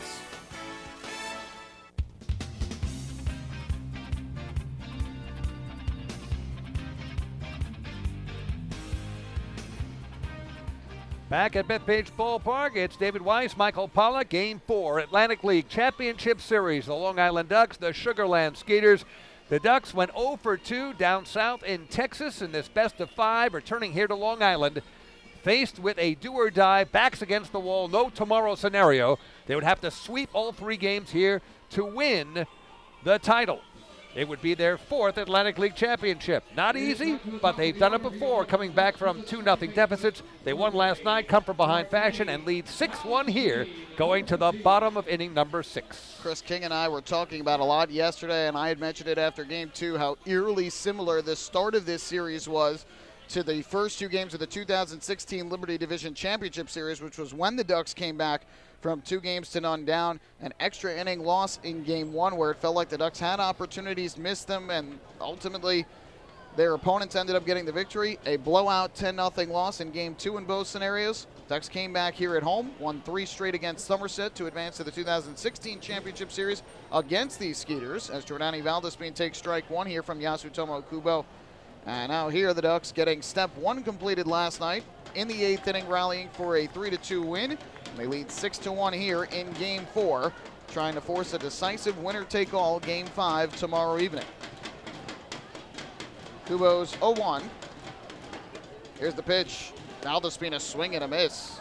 A big breaking ball again from Kubo. The bottom just dropped right out of it, and it's quickly 0-2. Valdespin thinking home run on that swing, kind of corkscrewing himself into the ground. He will, with all that professional experience at the major leagues, he'll shorten the swing now, just try to make contact, but Valdespin has been so hot in the postseason as he was during the entire 2018 regular season. Here comes the 0-2 delivery. Swing and a miss for strike 3 as he chases down in the dirt. So Jordani Valdespin goes down swinging against Yasutomo Kubo, the Japanese right-hander, with his 4th strikeout. And there's one away in the 6th. Valdespin now 2 for 4. Daniel Fields, number 28. That'll bring Daniel Fields to the plate. You've got to give a ton of credit to what Kubo has done since taking over. He did allow that killer 2-run single with 2 outs in the 3rd inning after striking out Silva. But since that point, he's allowed 3 singles, one of which was that infield single where he miscommunicated with Matt Chavez and it fell in between them. So really, when you think about it, only 2 deserved singles for the Ducks. Otherwise, he's really kept this Ducks lineup off balance, and that was the goal for Pete Incaviglia. First pitch here to Fields is a fastball strike over the outside corner. Incaviglia, though, has seen his offense not been able to get too much going against Dennis O'Grady, who has pitched 6 innings of 1-run ball to this point. After a very quick 6th inning, surely will be going back out for the 7th, you would think. There's the 0-1. Fields takes, that misses upstairs. And that will even things up at 1-1 on Fields, who has a walk, a single, and a run scored in his 3 trips to the plate tonight. Yeah, that run that scored in that first inning came on a wild pitch. One of 3 wild pitches from starter Dallas Beeler. 1-1. Chopped into the ground foul towards the Ducks dugout on the first base side. Again, Beeler, who has struggled in his first 2 postseason outings, struggled again here tonight. You look at what he did his first 2 times on the mound. 6 innings, 5 runs, 6 hits in the loss in Lancaster in Game 1 of the Freedom Division Championship Series. 3 runs on 5 hits in 3 innings in Game 5 down at Sugar Land. 1-2. Fouled off, back behind the plate. Manager Pete Incaviglia and the coaching staff of the Skeeters electing to shuffle around their rotation for the championship series. They go with lefty James Russell, who dominated in the first round in Game 1. Even he had his struggles early, but ultimately turned in a quality start in that game. Connor Wade, who struggled in the first round, the complete game shutout in Game 2. 1-2. Fields, a ground ball, weakly hit to the right side. Chavez well off first. Fields going to be a close play at first, and it is not in time. Fields has hustled one out as he got to the bag before Kubo. Another infield single here for the Ducks. How about that hustle from Daniel Fields? Lots of speed, of course, and you knew that would be a foot race, and there was no way the pitcher, Kubo, was going to win that. So Fields is aboard with 1 down. 12 for 13 in the stolen base department during the regular season. And you would think Kevin Baez might want to move him, get him in motion with Ford at the plate. Ford handles the bat as well as anyone ever. So why not try to build on a 5-run lead? No lead is safe. Especially with a pitcher that throws some slow breaking balls. So we'll see. Fields takes his lead. Chavez holds him on. First pitch to Ford. And he takes the breaking ball that misses down and away for ball 1. I was a bit surprised to see Chavez range as far off of first base as he did to get that. It looked like Rondon was in good position playing Fields to pull, but Chavez ended up going after it, and at that point it's on Kubo to try and get over, and just unfortunately for Kubo, not fast enough. 1-0.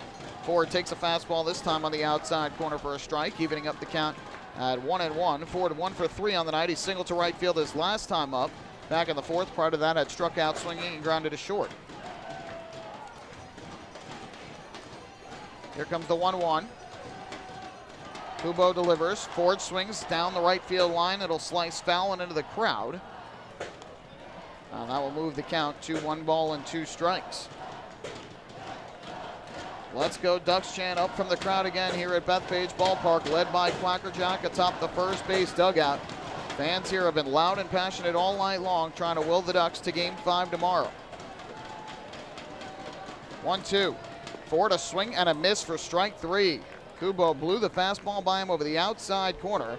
5th strikeout of the night here for Yasutomo Kubo. And the 2nd time Ford has struck out, 2 away in the 6th. Very quickly, the Yankees beat the Red Sox 8-5 for their 100th victory of the season. That happened this afternoon. The Mets and the Marlins scoreless after 5.5. They went to the bottom of the 6th. David Wright, final game. He got the start. He was 0 for 1 with a walk, so he did reach base in one of his 2 at-bats before being removed from the game and getting a long, loud, tearful standing ovation. Kudos to David Wright. It's scoreless. Steven Matz, of course, the product of Ward Melville High, pitching very well for the Mets tonight. Steven Matz and Trevor Richards in a good pitcher's duel there at Citi Field in Flushing.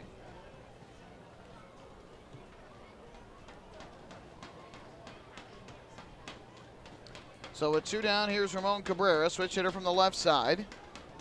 First pitch, and the breaking ball drops in for a strike. Count goes to 0-1. Cabrera is 1 for 3 on the night. His one hit a single to right field back in the 3rd inning. Eventually coming in a score on the 2-run single by Cody Puckett. Pumped out to left his last time up in the 4th, and struck out looking way back in the 1st inning. Here's the 0-1. Breaking ball, that misses downstairs.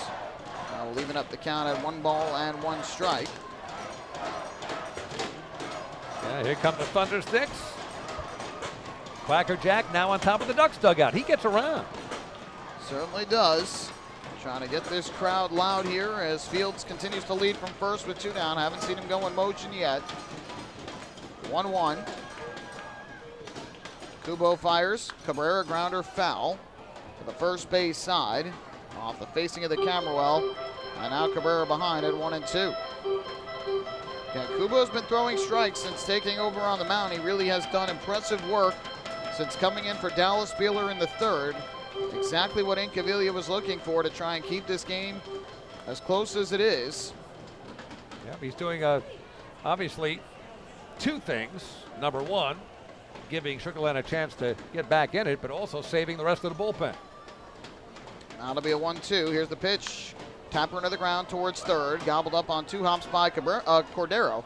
And he throws across to retire Cabrera for the final out of the inning. So the Ducks get an infield single for the second inning in a row. They continue getting at least 1 hit in every inning. But nothing to show for it in the 6th.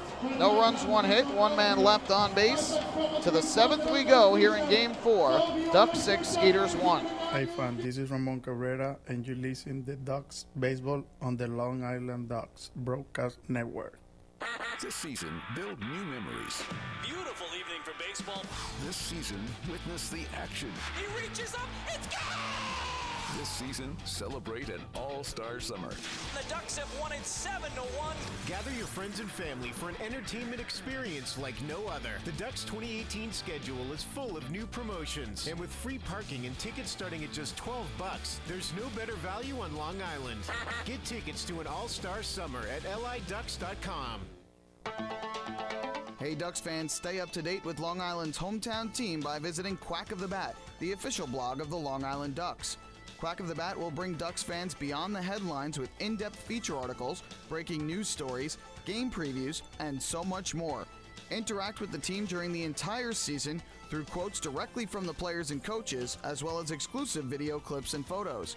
Check out the blog today at quackofthebat.wordpress.com. Quack of the Bat, the official blog of the Long Island Ducks.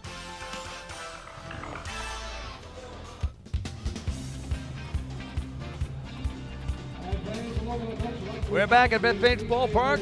The Ducks leading the Sugarland Skeeters, going to the top of the 7th, 6-1 in this 4th game of the Atlantic League Championship Series. Fresh local coffee now brewing at the first and third base concession stands here at Bethpage Ballpark, and home-brewed iced coffee is available at the Duck Island Kitchen. Grab yourself a hot or iced Ducks blend from Hampton Coffee Company today, or your next visit here to the Duck Pond. You have one more chance if the Ducks win tonight. Tomorrow would be the 2018 finale. No matter what happens, the weather's supposed to be beautiful. No threat of any rain. So tomorrow would be it, unless it's a long game, extra innings, and wraps around into Monday morning, which isn't likely, but it could happen. I mean, it's a 5:05 start tomorrow, and bound to be a real dandy, one to remember for a long, long time, should the Ducks hang on here, leading 6-1. As far as we are aware, if it does go to Game 5, it'll be Jake Fisher, who started Game 1 of this series down in Sugarland on the mound for the Ducks. And lefty James Russell, who also started Game 1 for the Skeeters, would be back on the mound tomorrow for a decisive 5th game if the Ducks can hang on and get this win tonight. What a great start from O'Grady tonight, pitching into the 7th. Little number here to the first base side of the mound. O'Grady will field and flip it to first. And after a 6-pitch, 6th inning for Dennis O'Grady, he gets 1 out on 1 pitch here in the 7th. The right-hander, 85 pitches to this point, 56 of them for strikes. Ever since that first inning in which he gave up 2 hits and a walk, 1 run came in. Since the first inning, nothing but a couple of singles and a walk. That's it. 3 base runners from innings 2 through 6, and here 1 out into the 7th. Wow. So Grady retires Norris, who's now 0 for 3 on the night. Here's Albert Cordero, who's 0 for 2. Made the final out of the bottom of the 6th, retiring Cabrera on the ground ball to third. Here he takes a strike over the outside corner knee level. And the count goes to 0-1. Cordero, the switch hitter, batting from the left side. The strikeout swinging in the 2nd inning, and a fly out to center field in the 4th. Puckett playing in tight at third, the 0-1. Blooper foul down the right field line. Long run back for Washington. He won't get it. Lands on the warning track, but was too far out for him to get to, too shallow for Williams to get to. And ultimately, Cordero broke his bat anyway. So he will get a new piece of lumber from that third base dugout, and the count 0-2 on the Skeeter third baseman. Well, obviously, after the way the first 2 games went down in Sugarland, especially Game 2, the Ducks wanted to get Some good performances from their starters here at home. A place where the Ducks went 40-33 out. One of the advantages for the Skeeters starting games 1 and 2 at their place. Sugar Land played very well in their ballpark this year. 52-21, the best home record in the league this season. But the Ducks have also played well in this ballpark. 40-33 this year here at Bethpage Ballpark. And obviously found a way to get the win last night. And leading 6-1 here in the 7th inning tonight. 0-2 pitch coming from O'Grady to Cordero. The pitch is a fastball outside for ball number 1. Dennis Phipps, the designated hitter, waiting in the on-deck circle. Right-hander is ready, and the 1-2. Line drive past Cody Puckett. It's a fair ball and down the third base line. Ruby Silva over to field it. To second goes Cordero. Throw coming in, it's not in time. And Albert Cordero just kind of sticks the bat out the other way and pokes a double inside the third base line. Yeah, served it like a backhand in tennis. And it had some slice spin on it, so not only did it sneak in just fair of the third base bag, but then curled into the corner. Nothing much Ruby Silva could do down the left field line, so a stand-up double for Cordero. And we'll see if this ignites anything for the Skeeters. Runner in scoring position, 1 down, but trailing by 5. 4th double of the playoffs for Cordero, his 9th hit overall. And now 34 at-bats. Now it's Dennis Phipps from the right side. O'Grady deals, and Phipps swings. It's a ground ball at the third base line again. Tough play. Puckett knocks it down on the backhand, throws it across. Just got it. Runner stays put at second base as well. That was not an easy play for Cody Puckett. Tricky hop, but he stays with it, and his throw to first just retires Phipps for the second out. Incredibly difficult hop because that ball had overspin, talking about tennis terms. And Cody got the glove on it, knocked it down, had to pick it up off the ground, still had time barely to beat Phipps to the bag with his strong throw. What a big play, and keeps the Skeeters in check here with just 1 man on, but 2 men out. Well, one thing you like, too, no panic there from Puckett. Even when he didn't come up with it cleanly at first, stayed with it and made a good, accurate throw. Here's Rondon. He takes the breaking ball low and inside from O'Grady for ball 1. Looked like that slider. Rondon is over 2, grounded out to first base in the 3rd inning. That slick play by David Washington, and then throwing to O'Grady at first for the out. And Rondon went the other way with a fly out to left field his last time up, back in inning number 5. And Cody Puckett at third, respecting Rondon's speed. He's in on nearly on the grass to guard against a bunt.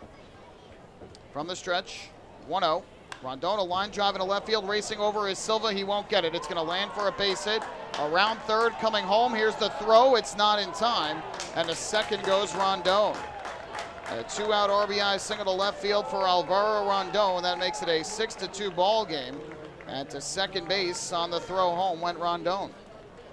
Not so sure about a throw home to try to choke off a second run. I think priority would be to keep the runner, or the hitter rather, Rondon, out of scoring position. So now he is at second base. It's a 6-2 game. And Brett Barnes comes up with 2 down, running on the crack of the bat. The Skeeters have a chance here to climb a little closer.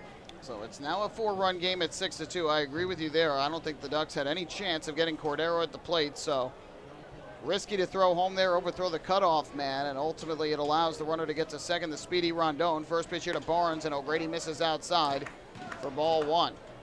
Again, O'Grady at 93 pitches right now, 61 of them for strikes. Kevin Byes trying to get him through the 7th here. Barnes has been on base all 3 times, 2 walks and an infield single thus far. 1-0. This one a broken bat, liner to the left side, backhanded by Lyons. His throw to first is in time.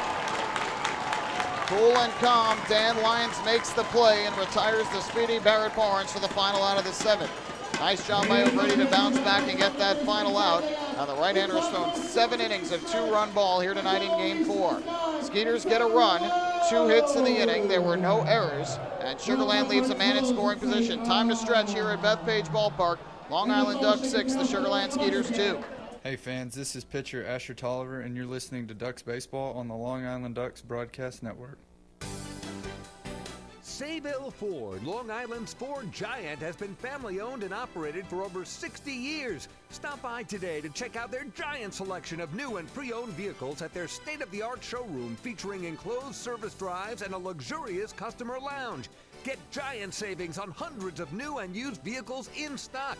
Save-O Ford, the no-fees dealer. Visit online at saveoford.com or download the Save-O Ford app today to learn more. Call 855-917-8737 today. Baseball fans, the Long Island Ducks mobile app has officially arrived. Powered by Clear Vision Apps, it's your one-stop shop for all things Ducks baseball. Buy tickets straight from your mobile device. Receive game status updates with push notifications. Check out up-to-the-minute news and scores and interact with the Ducks on social media. Best of all, it's free. Download the Ducks mobile app today by visiting the App Store on your Apple-powered device or Google Play on your Android-powered device. The Long Island Ducks mobile app, with you wherever you flock to.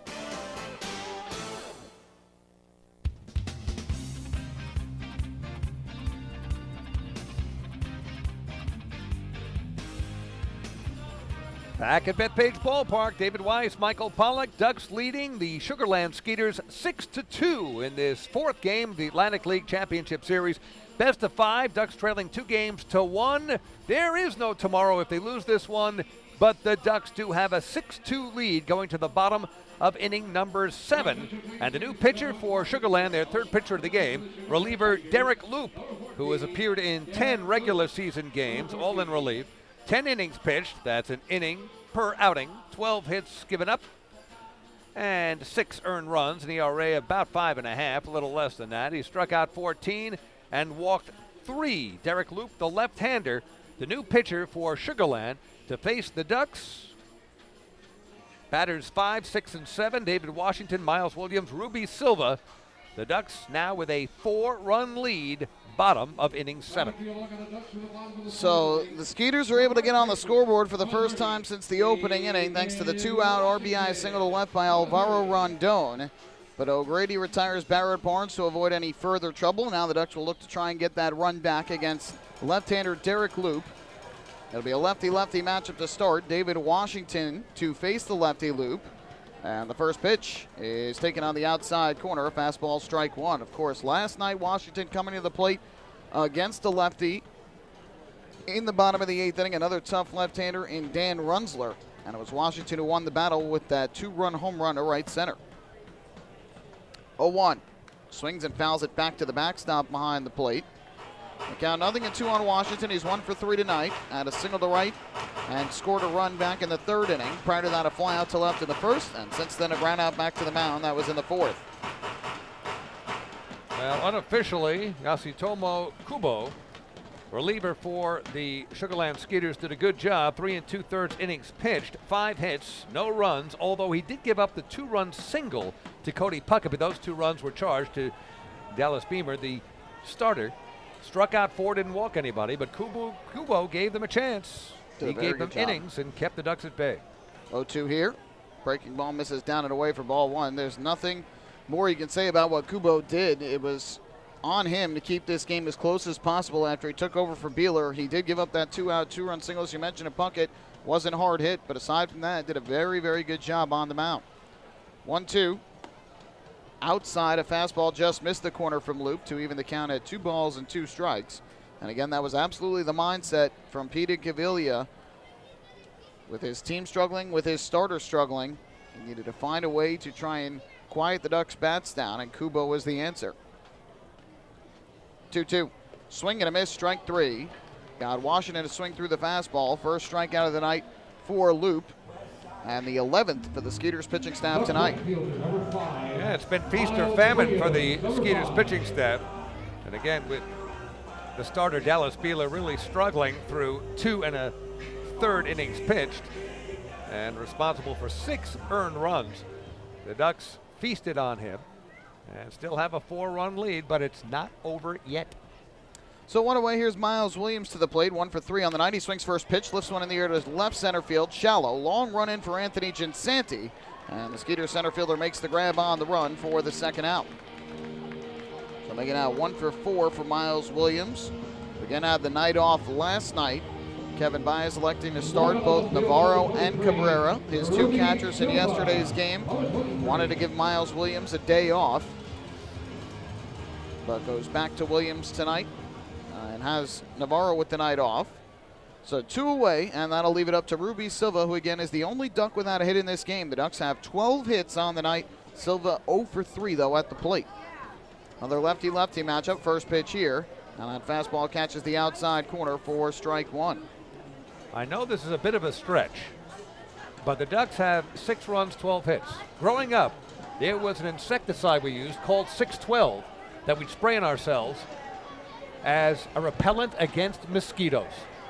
I know it's a stretch, but it just came to mind. Thank you very much. I'll be here all night. The comedy man, David Weiss, back here in the broadcast booth. Try the veal. Try the veal. Actually, I should say try the pulled pork because we're at Bethpage Ballpark. That's fair. I did not know that, but it does make sense, obviously, with the Skeeters in town. People old enough remember 612. 0-2, that just misses the outside corner for ball 1 is Silva. Derek Loop on the hill here for the Sugarland Skeeters, looking for a 1-2-3 inning in the 7th. We'll see if O'Grady comes back out for the 8th or if Kevin Myers will turn it over to his bullpen. 1-2. Swing and a miss, strike 3 as Silva goes fishing down and away. His 3rd time striking out tonight.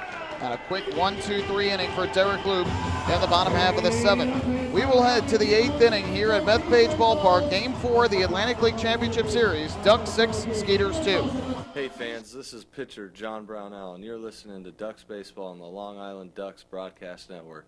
We asked people across Long Island, what does energy efficiency mean to you? Energy efficiency? It means finding ways to save a few dollars on my electric bill each month. PSEG Long Island is introducing smart technologies that let you control just how much energy you use. To me, it really is important to keep Long Island green so future generations can enjoy our island's beauty. And we're partnering on renewable sources that will keep Long Island sustainable for generations. Discover all of our energy efficiency programs at psegLINY.com/efficiency.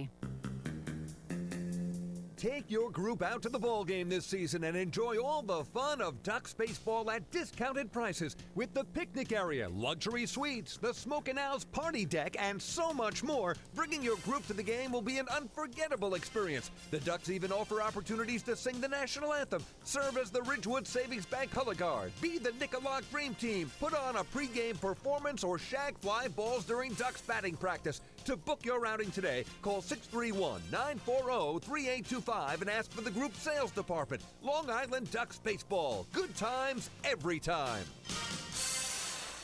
Oh, I love it. The color of my new Niccola patio is so vibrant. It's unlike anything I've ever seen. You're welcome. I'm just going to go finish that Niccola walkway now. Make your pavers vivid Niccola pavers. The best looking, most vibrant pavers with the most 3-color blends in the industry. Featuring Niccolac's exclusive paver shield and color blending technology. With color throughout and guaranteed not to fade. Live life in color with Niccola. Visit Niccola.com.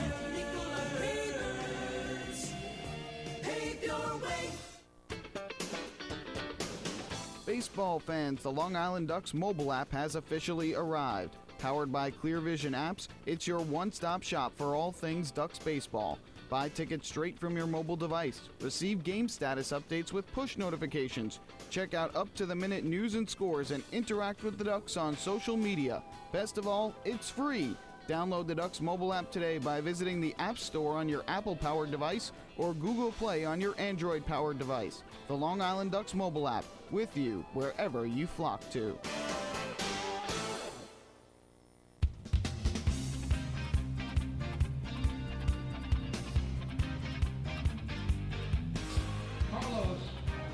Eighth inning coming up at Bethpage Ballpark. Game 4 Atlantic League Championship Series. Ducks leading this game 6-2. The Skeeters leading the series 2-1. Ducks need a victory to keep their season alive. The Skeeters need one more win to claim the championship. Kevin Baez will make his first call to the bullpen tonight. He brings in right-hander Carlos Pimentel out of the bullpen. Pimentel, who threw a scoreless inning in the 8th inning last night, will come on to pitch the 8th inning once again here tonight. And for Carlos Pimentel, this will be his 5th appearance of the 2018 playoffs. As we head to the 8th inning, I send the play-by-play duties here in the broadcast booth back across to David Weiss. Thank you so much, Michael Pollack. Tony Thomas at the plate. Lined out in the first inning. Great play by Dan Lyons on the liner. Struck out in the 3rd, bounced to 3rd in the 5th. So he is 0 for 3, batting for the right side against Pimentel, the right-hander from the Dominican Republic. And there's a ground ball hit hard, backhanded by Lyons, and the long throw across in time, 1 down. 1 pitch, 1 out.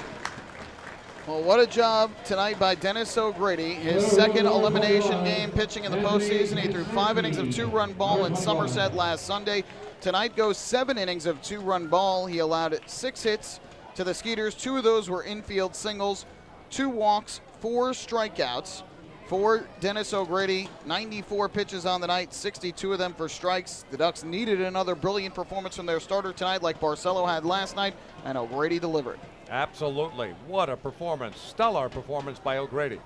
At the plate, Anthony Giansanti. He takes a strike from Carlos Pimentel. Giansanti tonight is 1 for 3.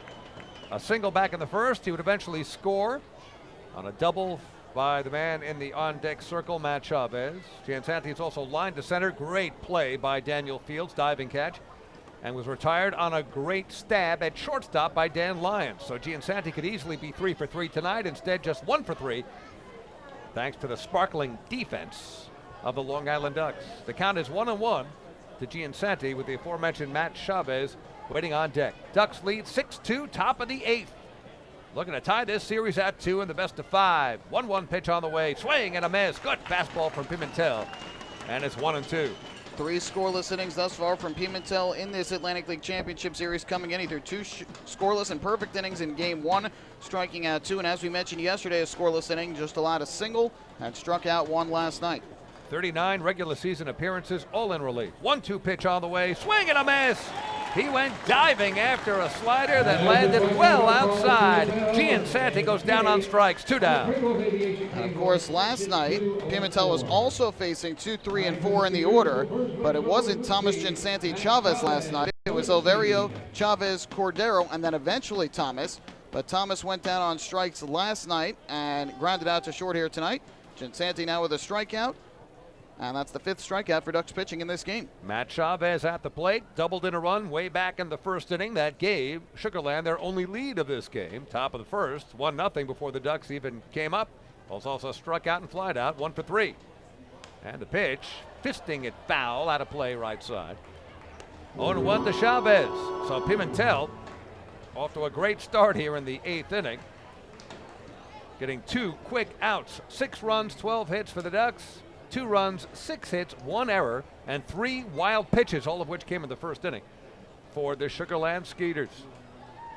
Ducks have been in control all the way, but still need 4 more outs to tie this series. 0-1 pitch on the way. Again, a foul, lifted well in the air this time down the right field line. And it's 0-2 with 2 down, nobody on. You just really have to love what O'Grady did on the mound tonight. Long Island native gets to pitch here, his first Atlantic League Championship Series start in his Ducks career. This is his 2nd season with Long Island. Of course, last year was pitching in relief in the postseason for Long Island. Gets the opportunity to start here in his home ballpark, and boy, what a terrific performance tonight from the righty against a very good Skeeters team. Coming set, Pimentel. 0-2 to Chavez. And the pitch, inside corner, just missing. Chavez lifting his bat and stepping away. Just inside, 1 ball and 2 strikes. The other thing that O'Grady did very similarly to Barcel, he had some early struggles but really settled down, especially once the Ducks got on the scoreboard and got the lead, and it just shows you the importance of getting those early runs in postseason games. Never gave Sugarland the opportunity to think they could launch a comeback. Big curveball from Pimentel lands high and tight. So count now even at 2 balls and 2 strikes. You know, the last thing with a 4-run lead you want to do is give any Skeeter a free pass. So Pimentel likely will come in with something here. Chavez standing deep in the box from the right side. The 2-2 from Carlos on the way. Swing, a miss, he went around, strike 3. 2nd strikeout in a row for Pimentel. 3 up and 3 down, and we have finished 7.5 in the top of the 8th, 0 across for the Sugarland Skeeters. Game 4 Atlantic League Championship Series. To the bottom of the 8th we go. The Ducks leading Sugarland 6-2. Hey fans, this is shortstop Dan Lyons, and you're listening to Ducks Baseball on the Long Island Ducks Broadcast Network. Hey Ducks fans, the official hotel of the Long Island Ducks is the Radisson Hotel Hauppauge, Long Island. It's centrally located on the north shore of Long Island and offers a home away from home for both business and leisure guests. The Radisson Hotel, Hauppauge, Long Island features an indoor pool, 24-hour business center, a fitness center, and complimentary Wi-Fi in all guest rooms. Enjoy the contemporary American cuisine at the Fountain Grill restaurant or grab a quick bite to eat at Cafe Pronto. And best of all, it's only minutes away from Bethpage Ballpark. The Radisson Hotel, Hauppauge, Long Island, the official hotel of the Long Island Ducks. Call 631-231-1100 today. That's 631-231-1100. Bethpage Ballpark is a great place to watch a ball game, so why not do so from some of the best seats in the house? Long Island's hometown team invites you to check out the Long Island Ducks Beer Garden. Open for all fans on nights when the Smokin' Owl's party deck hasn't been reserved, the Beer Garden features a variety of the best brews, including popular fan favorites as well as local craft beer selections. The area has been decked out with bar rail seating and Ducks-branded furniture to provide a comfortable atmosphere for everyone. Be sure to stop by and enjoy the Long Island Ducks Beer Garden on your next visit to the ballpark.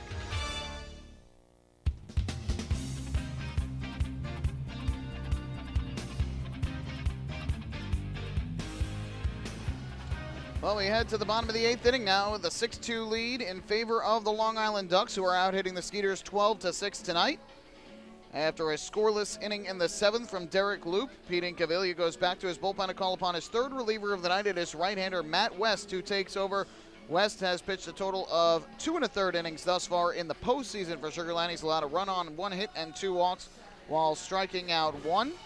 Meanwhile, during the regular season for the right-hander Matt West, also good numbers, 17 appearances this regular season, no record in a 0.54 ERA, just 2 runs allowed in 16 2/3 innings, 1 of those earned.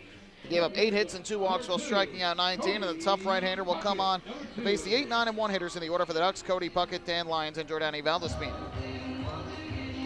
So with Matt West on the mound, the Ducks looking possibly here to add to their 4-run lead, maybe pad it a little further.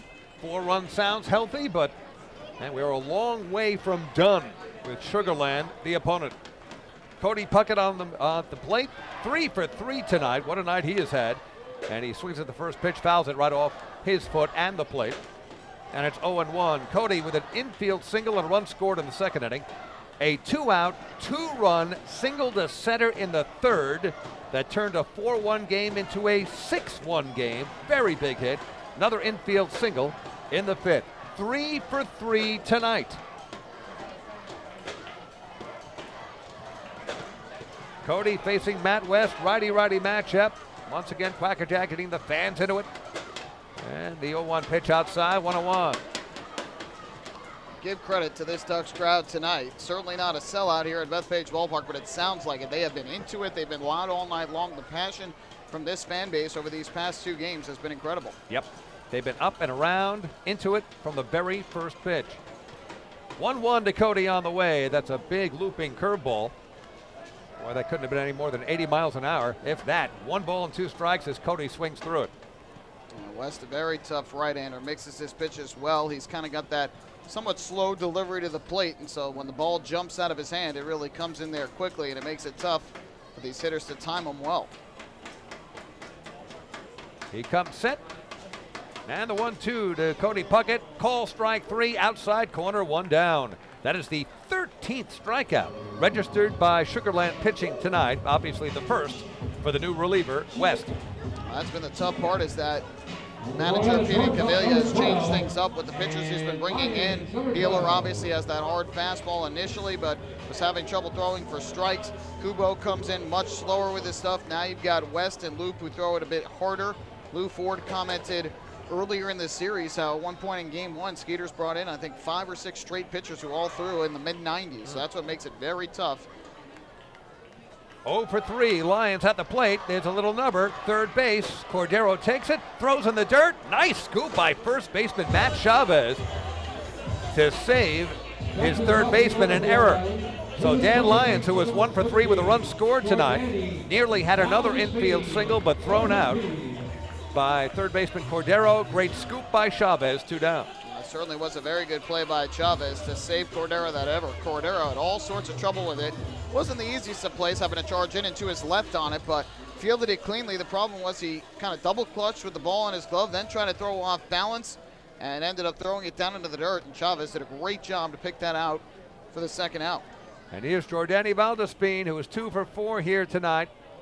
A single and a double and 2 runs driven in, 1 run scored. He scored that run back in the first inning. A 2-out, 2-run double in the second inning. That made a 2-1 game a 4-1 game at the time. It is now 6-2, bottom of the 8th, 0-1 the count to Jordani. He's also bounced out and struck out. Batting for the left side.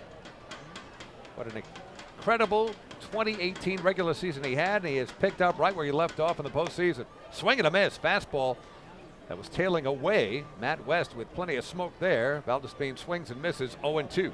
Valdespin seen only 1 pitch out of the zone tonight. The Skeeters attacking him all game long. He had, of course, the single and the run in the first, the 2-run double in the second, but since then has grounded out, struck out, and now behind 0-2 once again. 2 out, nobody on. Bottom of the 8th. Ducks leading 6-2, trying to force a 5th game. West comes set in the pitch, off-speed pitch, and Valdespin way out in front, but gets a little piece of it. Ends up behind home plate. The count remains 0-2 with Daniel Fields on deck. Fields with a couple of hits tonight as well. Again, Ruby Silva, the only starter tonight. And the Ducks lineup, who has not registered at least 1 hit. Ducks with 12 on the board and 6 runs, all of which were scored in the first 3 innings, 2 in each of the first 3 innings. 0-2 pitch on the way to Jordani. Checked his swing. Did he go around? No, he did not. As home plate umpire Tom Gandolfo checks with third base ump Matt Cain, and the safe sign is signaled. So Valdespin still alive. It's 1-2. Well, even though it is not a save situation, I would have to think Kevin Baez will likely bring in Fernando Abad to pitch the 9th inning. It's a 4-run ball game. Obviously, Ducks need to win this game to keep their season going. And so you'd have to think Abad, who threw a scoreless inning in the 9th, barely had to throw any pitches last night, will probably come in again tonight. Be a good guess. 1-2 pitch, and that one is hit in the air, right center field. Giansanti is going on over with his speed, no problem, and makes the grab for the final out here in the bottom of the 8th. 3 up and 3 down. Can the Ducks force a 5th game? They have to retire the Skeeters in the top of the 9th, which is coming up. The score after 8 complete in Game 4 of the Atlantic League Championship Series. The Ducks 6, Sugarland 2. Hey fans, this is infielder Cody Puckett, and you're listening to Ducks Baseball on the Long Island Ducks Broadcast Network. Going way back is Joe Holden, and he is looking up, and that one is headed to field 5 at Robert Moses. The waves are gnarly, and the Ducks have tied it at 1. That was another home run for the Ducks. And Duck fans, what's more fun than a home run that helps the Ducks win a game? How about a homer that helps the community win? Chappie's Funeral Home and the Long Island Ducks have once again teamed up for the Chappie's Home Run Challenge. If the Ducks hit 100 homers this season, Chappie's Funeral Home will donate $5,000 to the Quackerjack Foundation. So every time a Ducks hitter goes deep this season, watch for the Chappie's Challenge home run count on the scoreboard. And if we reach 100, we're all a winner. Chappie's Funeral Home, where caring for others is a family tradition. Can't get enough of the Long Island Ducks? Well, now you can get even more inside info on your favorite hometown team through Facebook and Twitter. The Ducks are constantly updating fans through social media with scores, transactions, ballpark promotions, and much more. You can even win great prizes. All you'll need to do is make a free account on Facebook and Twitter, and then visit us at facebook.com/LIDucks and twitter.com/LIDucks. Think you're Long Island's biggest Ducks fan? Get connected now.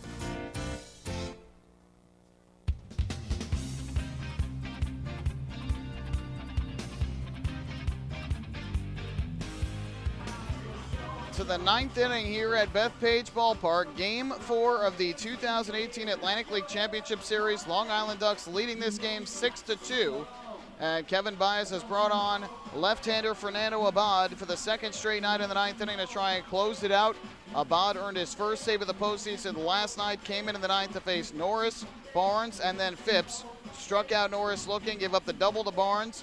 The blooper down the right field line that just fell in, but then Phipps lined into a double play to end the ball game. Here in the 9th for the Skeeters, that'll be 5, 6, and 7 in the order for Sugarland. It'll be Silverio, Norris, and Cordero against the hard-throwing left-hander. So if you want to take a look at Fernando Abad's regular season numbers. 19 games, all in relief, 18 and 2/3 innings pitched, 23 strikeouts, walked only 5, gave up 1 earned run, an ERA of 0.48. 2 saves along the way as well. Fernando Abad trying to finish off the Skeeters here in game number 4 of the Atlantic League Championship Series. If the Ducks hold on, they will tie the series at 2, setting up a 5th and deciding game of this best of 5 tomorrow at 5:05 p.m. But let's not count our Ducks before they hatch. Silverio, Norris, and Cordero, numbers 5, 6, and 7 in the Sugarland order. Silverio is 1 for 3 tonight. Just an infield single in the 4th.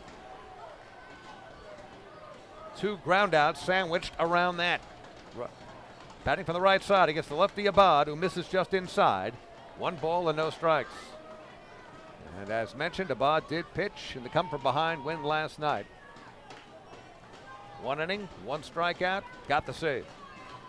Next pitch, ground ball, and snared by Valdespin, does a 360, and throws over to Washington for the first out. A big flip of the bat in frustration by Silverio, 1 down. We've seen that all night from Silverio, from back when he grounded out to the catcher with a runner at second and 2 out of the first, slammed his helmet. In the 6th, when he grounded to short, slammed his bat. This time the bat flipped, but obviously not the good kind of bat flip that Silverio wanted, so he's now 1 for 4 on the night with an infield single and a nice play again by Valdespin. It was a pretty sharp ground ball there from Silverio, but Valdespin makes the play. Valdespin had to go to his left.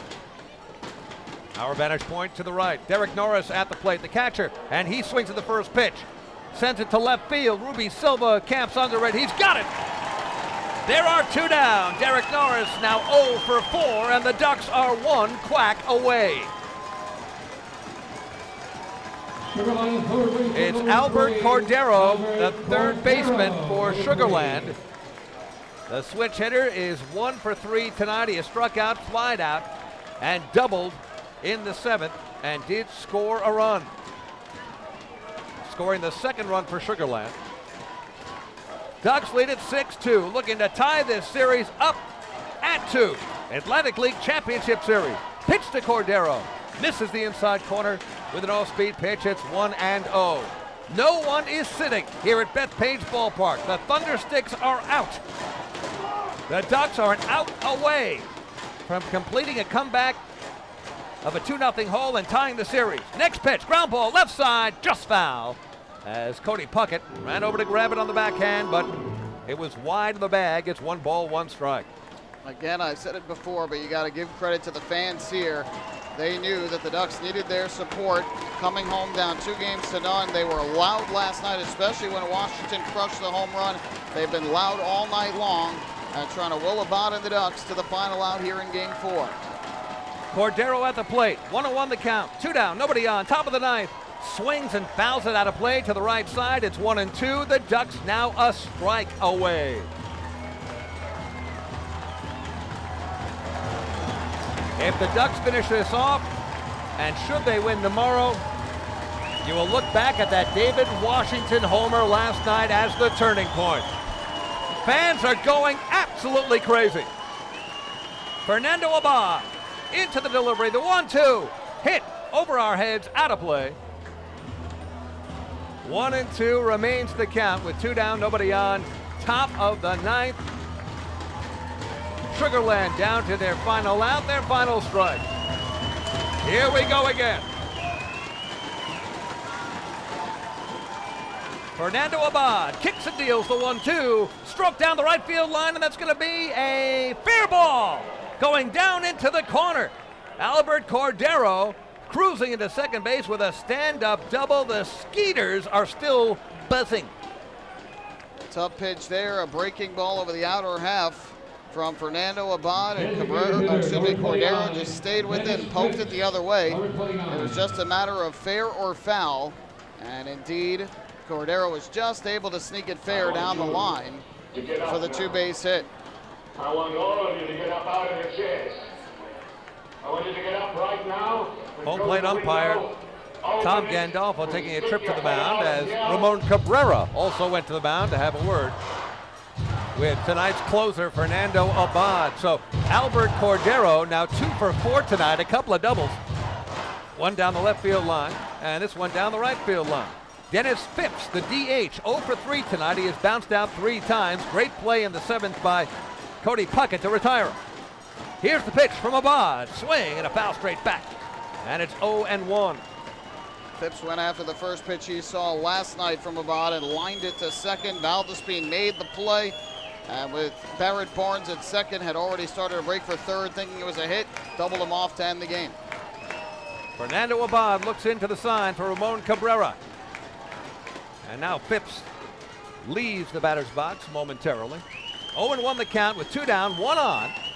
A 2-out double down the right field line by Albert Cordero. Ducks lead by 4, trying to end it.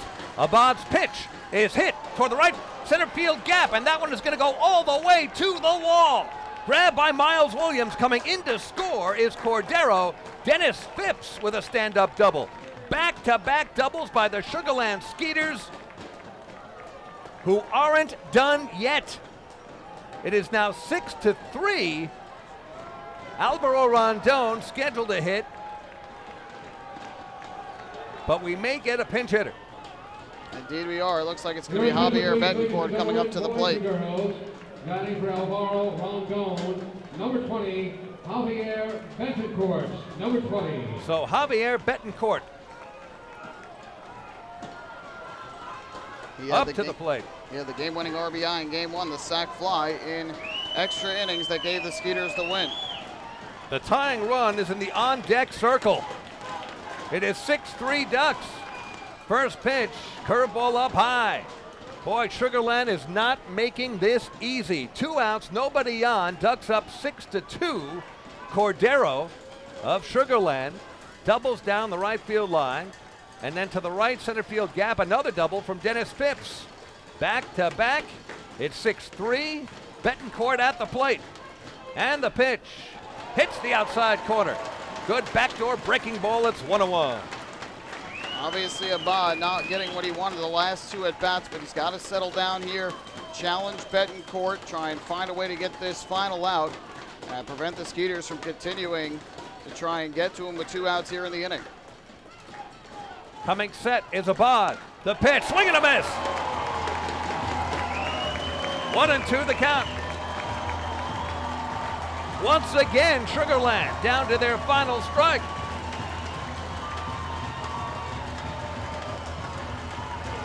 Listen to these fans. Betancourt batting for the right side, the lefty. Fernando Abad looks in, gets the sign from Ramon Cabrera. Here's the pitch, swing and a miss! The Skeeters are done! And we have a message to the Lone Star State.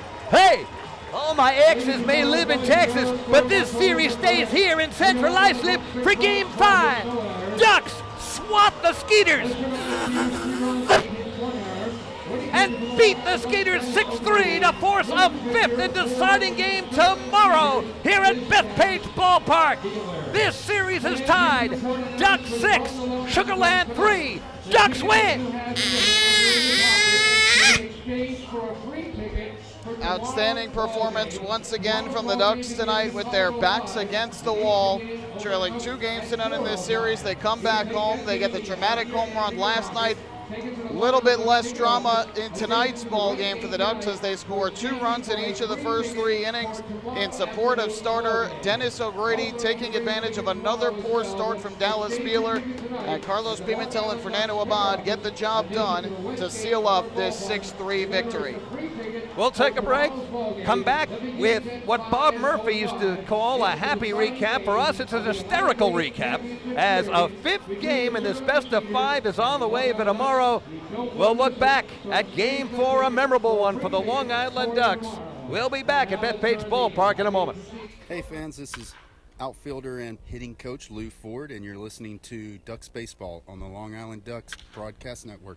Oh, I love it. The color of my new Niccola patio is so vibrant. It's unlike anything I've ever seen. You're welcome. I'm just going to go finish that Niccola walkway now. Make your pavers vivid Niccola pavers. The best looking, most vibrant pavers with the most 3-color blends in the industry. Featuring Niccolac's exclusive paver shield and color blending technology. With color throughout and guaranteed not to fade. Live life in color with Niccola. Visit Niccolac.com.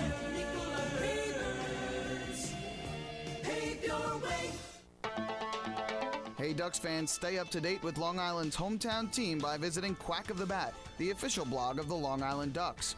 Quack of the Bat will bring Ducks fans beyond the headlines with in-depth feature articles, breaking news stories, game previews, and so much more. Interact with the team during the entire season through quotes directly from the players and coaches, as well as exclusive video clips and photos. Check out the blog today at quackofthebat.wordpress.com. Quack of the Bat, the official blog of the Long Island Ducks.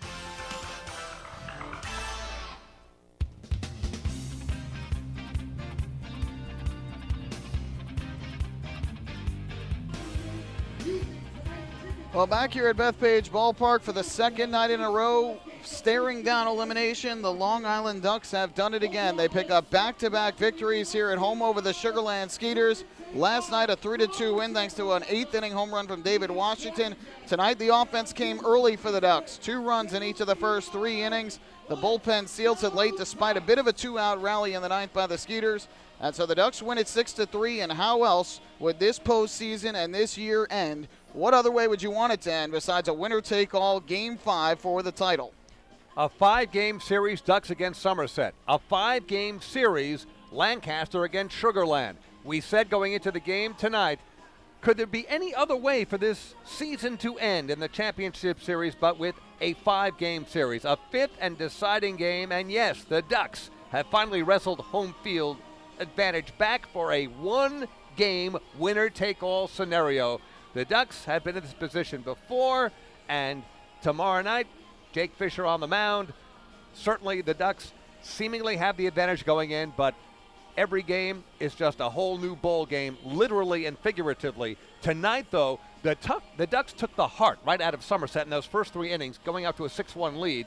And we'll talk about the player of the game, but you can't say enough about what Dennis O'Grady did, never giving Sugarland even a chance to say, we can turn this around. You're 100% right. And ultimately, I think one of the big keys for the Ducks and for Dennis O'Grady was the offense. The offense did what it needed to do against a struggling Dallas Beeler. It's amazing how his season has turned around from how dominant he started this year to where he is right now, his 3rd consecutive start in the postseason in which he has struggled, but ultimately the Ducks knew he had been struggling. They took advantage of it early. They got the big hits that they needed early, like they did not get in Game 1, and they got to him early, and it really allowed Dennis O'Grady to kind of take a deep breath, settle in, realize that he was now working with a big lead, and boy, did it work out in his favor. He really cruised over the middle 3 innings, especially in this game. Really from the 2nd inning through the 6th, he was in total control, ran into some trouble in the 7th, but ultimately was fantastic on the mound tonight. The Ducks needed good starts from their 2 starting pitchers, especially after Larkins had gotten roughed up a bit in Game 2, after Fisher pitched well, but the Ducks still didn't get a win in Game 1.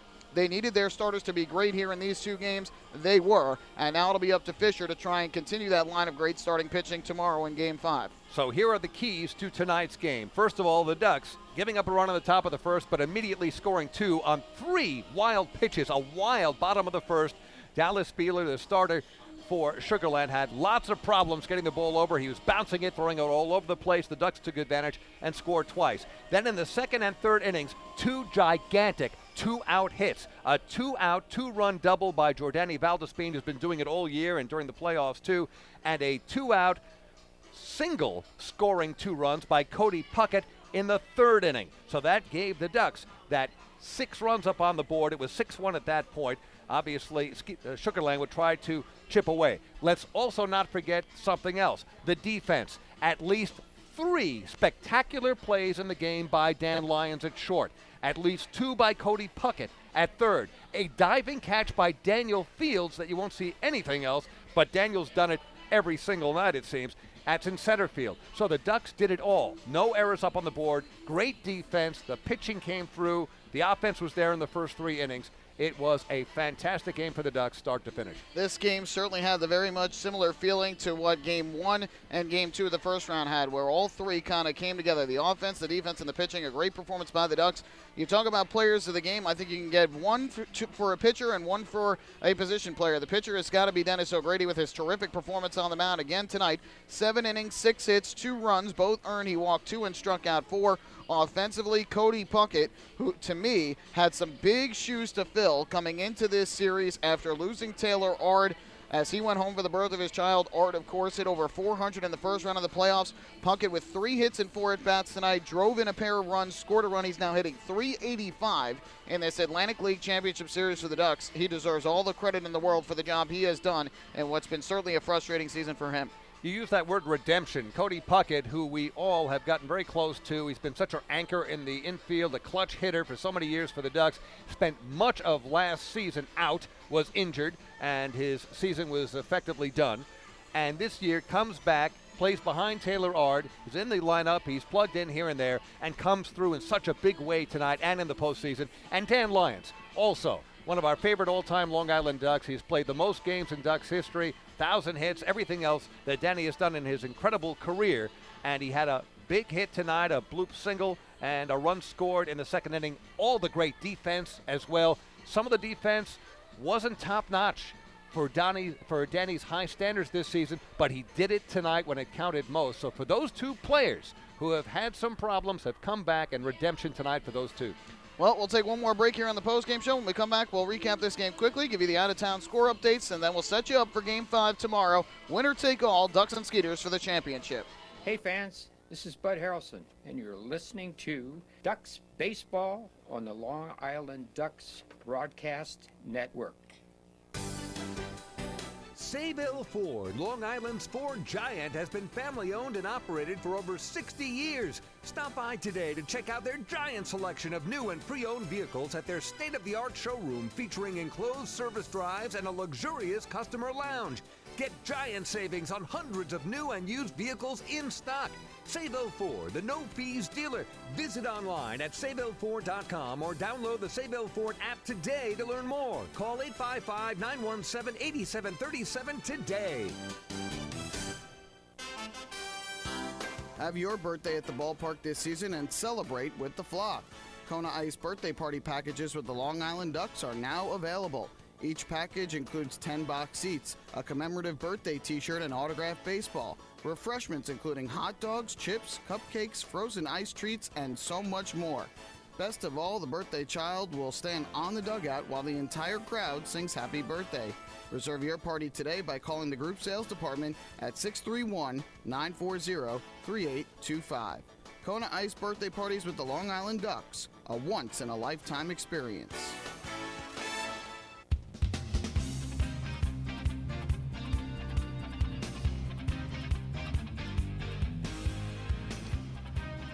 Well, it will take one game to determine this Atlantic League champion for 2018. Long Island Ducks win it again here tonight by the final count of 6-3 over the Sugarland Skeeters to even this Atlantic League Championship Series at 2 games apiece. Best of 5 series will be decided tomorrow night, 5:05 p.m. Winner take all here at Bethpage Ballpark for the Atlantic League Championship. Before we get to the recap, tickets are available for Game 5 right now. You can get them by visiting the Bethpage Ballpark box office. Call up 631-940-TIXX. You can also go online right now to liducks.com or visit the Ducks mobile app to get your tickets for the winner-take-all Game 5 Atlantic League Championship Series tomorrow, 5:05 start time. The gates will open at 4:05.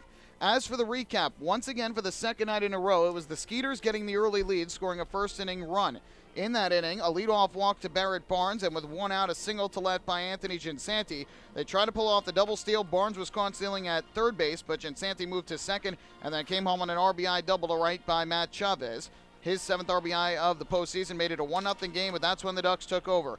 2 runs in the bottom of the first. A single, a walk began the inning. There was an error as well. And then 3 wild pitches as well mixed in by Dallas Beeler. 2 runs coming in to score in the frame. The Ducks took a 2-1 lead. In the bottom of the second inning, the Ducks would put together 3 straight 2-out hits off of Beeler. infield single by Cody Puckett, a base hit to right by Dan Lyons, and then a 2-run double to right by Jordani Valdespin extended the lead to 4-1. In the third inning, Beeler gave up 3 consecutive one-out singles to Cabrera, Washington, and Williams that ended his night. Yasutomo Kubo came in, got a strikeout of Silva for the second out of the inning, but with 2 outs, Cody Puckett blooped a 2-run single in his center field. That hit was pretty much the backbreaker tonight for Sugarland, as the Ducks at that point took a 6-1 lead. Long Island managed 4 hits throughout the rest of the game, but no further runs. Skeeters were kept quiet from the second inning through the 6th inning. They managed just 2 infield singles and a walk against right-hander Dennis O'Grady. They did play to run in the 7th inning, as Albert Cordero doubled to left with 1 out in the inning, and Alvaro Rondon followed with a 2-out RBI single to left field. So that made it a 6-2 ball game. And then after a scoreless inning in the 8th by Carlos Pimentel, Fernando Abad ran into some trouble in the 9th, back-to-back 2-out doubles to Albert Cordero and Dennis Phipps. Phipps driving in the run, but then pinch hitter Javier Betancourt struck out swinging to end the ball game and gave the Ducks the 6-3 win.